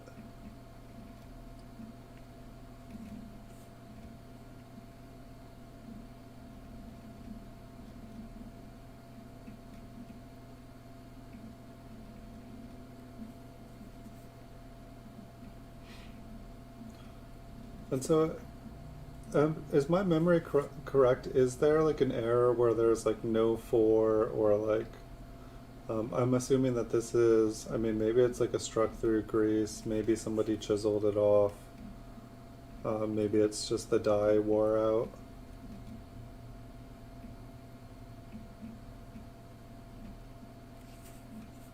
But it looks like the mint mark too.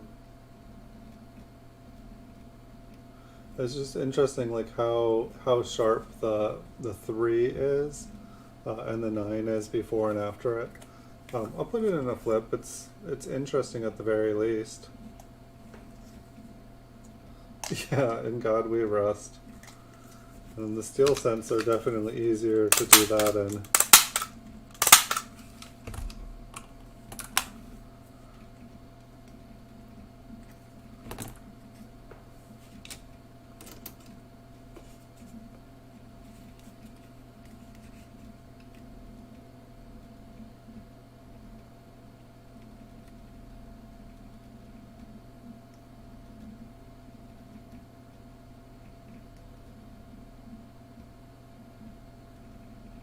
I think that's just machine damage. That sure is a thick looking chunk coming off of that 51S.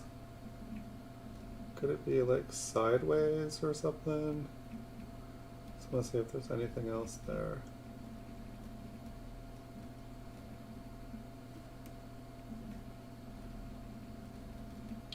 I don't think that's an RPM. I believe that's just machine damage. I mean, part of that S sure looks doubled. I mean, it's like you can see it this far away. You think it's a greased up number? I could definitely see that.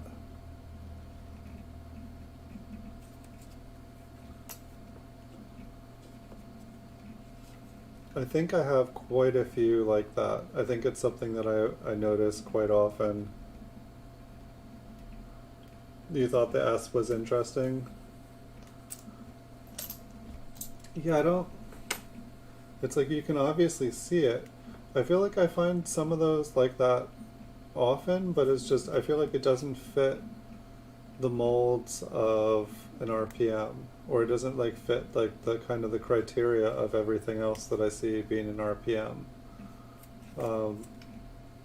And, you know, sometimes maybe I have more to learn. I mean, I think we can safely say that. It's like, what do we have on his eye? Is that like, it almost looks like a little staple or a little tiny piece of metal. But I guess that could be anything. Somebody could have like tapped it with a knife.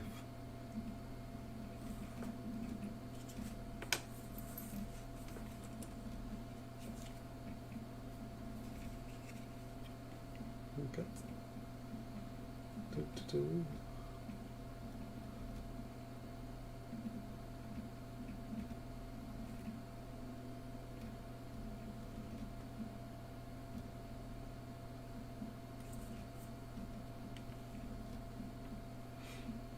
Yeah, I'm not 100% sure with that S.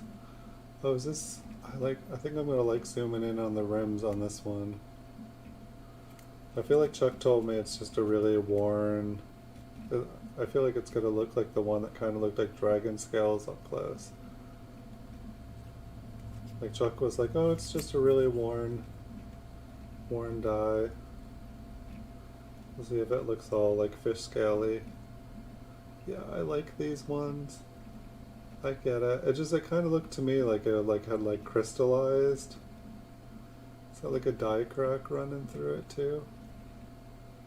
Oh no, like I've seen about 4 or 5 of these now where it's like I mean, it's like, are those just like thousands and thousands and thousands of little tiny die chips building up, kind of like the way like a letter fills in on the 9 or something? Like, I really like, I'm definitely keeping this one, and it's like, probably, I'm just like hilarious. Like, it's like, yes, sell me all your machine damaged coins, please. It's like, okay, I have a bunch of machine damaged coins and no money. Now what do I do? I just think those look cool. Which it's okay to collect them when you find them, I guess, but maybe don't buy a whole bunch of them. That's for sure. Maybe don't buy any. Don't buy them for that anyway. Buy them for another reason.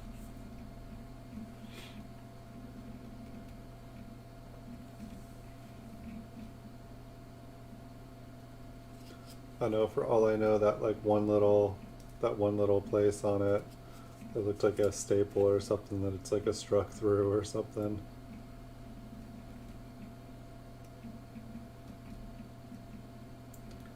All of a sudden couldn't remember if I had zoomed in on it.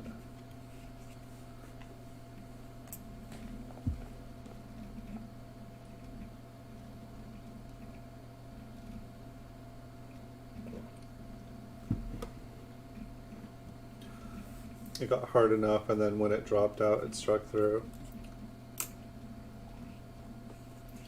I could see that. So here we have another 1943.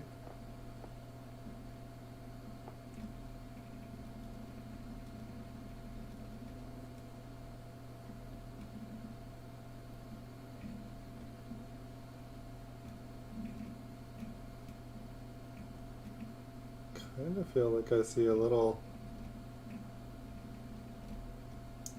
something underneath the eye. I feel like we found a steel cent earlier tonight that looked like it had something in the same place.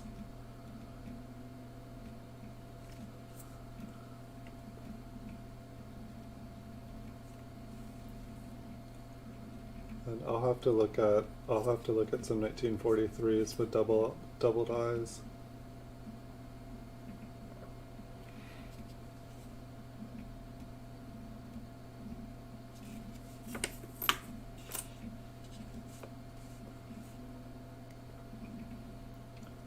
Next, we have a 1956D.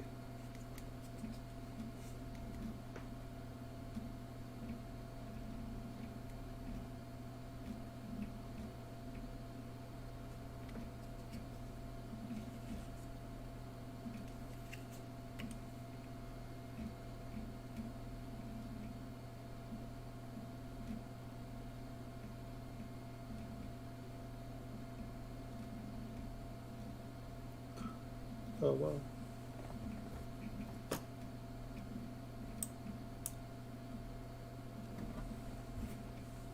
Somehow on my viewing screen I was like 5 minutes behind. I was just on like that dragon scale one. But I'm glad at least the chat stays normal, because otherwise I would have been like reading your guys' chat like 5 minutes behind, and that would have been pretty silly. I don't know about this one. I feel like I see a split on it. It's just it looks different than other splits. Finding different splits here tonight.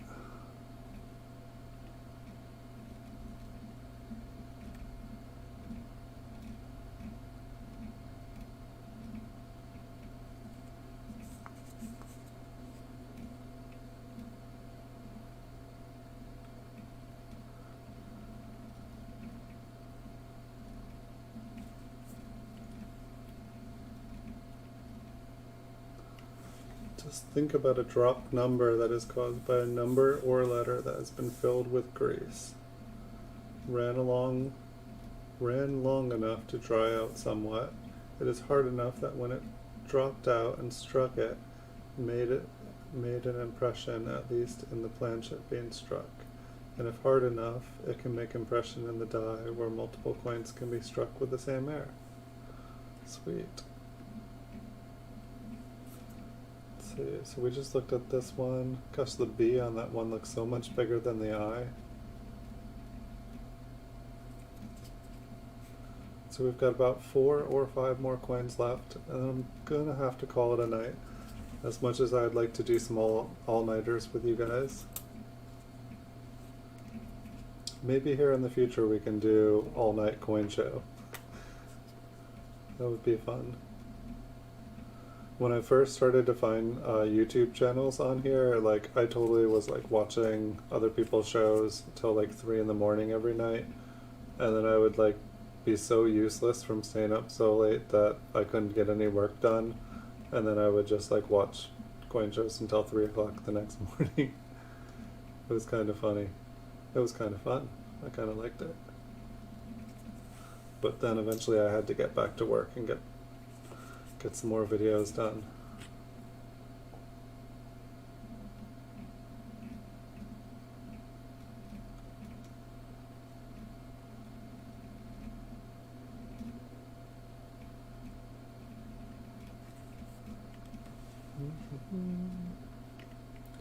So 2 more coins. No 3 a.m. here. I guess yeah, it would have been 6 a.m. if I was there. Yeah, I try not to stay up past midnight. Generally, if I stay up past midnight, it's like flip a coin and I have like basically a headache all day until nighttime. And then right around nighttime it gets better. But I definitely try not to, and it seems like more often than not I've been like staying up, you know, like the streams, like last night's we went a little bit past midnight. I was feeling like I needed another coffee all day, and then right before the stream started here I drank a couple cups of coffee, and that seemed to do the trick, but it took all day to get back on my feet. I didn't even make videos until about 7:30, 8 o'clock for YouTube. So it's like normally I'd be making them, you know, as soon as I've had a cup of coffee and can like stare at a camera and making videos.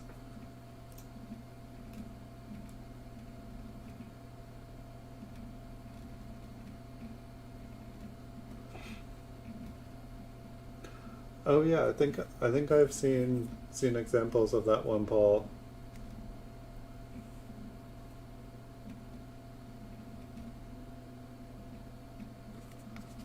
I have not seen one in person yet, but it sounds awesome.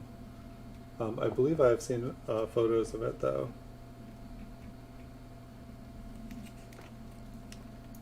So this is the last one here, my friends. Tomorrow night I will be back for the normal stream. I'm not sure if I'm going to do just mint cellos or if I'll do one more night if Coin Vault has opened. Or if I'll try to do both of them for you guys tomorrow. The mint cello ones are generally shorter streams. I do have multiple of some rolls, and so if I did my research with them, then we'd have more coins to look through and more chances to find something cool, which might work. A little flat-topped R there. You know, we can definitely check it out tomorrow and see what makes sense. But I'm pretty tired here even with the coffee, so I'm going to call it here in just a second.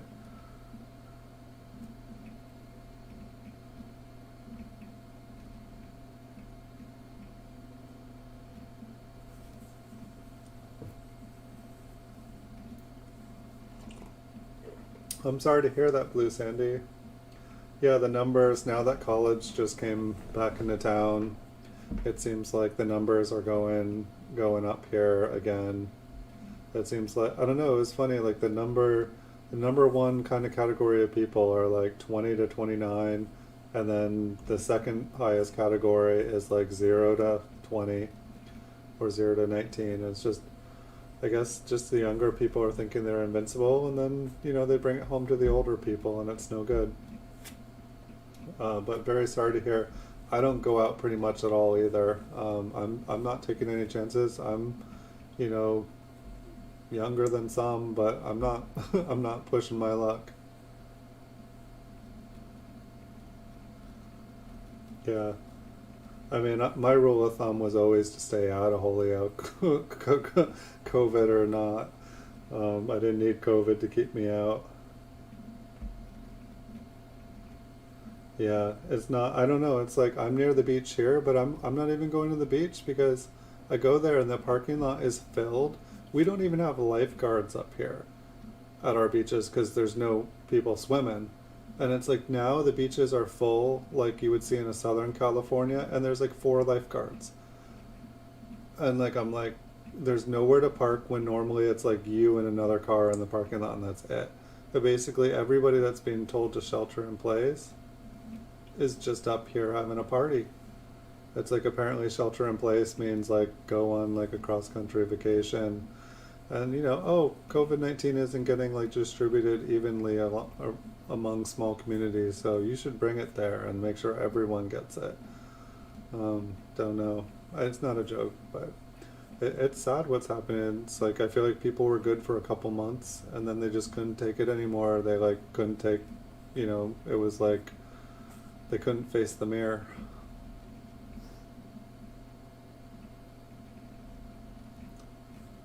Well, you guys all stay safe, please. We got West Coast sharks here too, but when I used to swim on the Cape, everyone told me there were no great whites, and now it's like now there are. It's funny. I guess the water has gotten warmer, or the people have gotten tastier, or something. Um, but yeah, thanks everyone for being here tonight. Thank you, Blue Sandy. Thank you, Paul Hampton. Thank you, William Voss Gaiman. Thank you, Logan's Coins. Thank you, Accredited Coins. Thank you guys, and thank you for the super chat, William Voss Gaming. Really, really appreciate it. And I will be sure to check out your channel here before I do go to sleep here tonight. Thank you for visiting Siren Silver Stash. And hold on, I think there were a couple other people in here. I'd like to say thank you to everybody.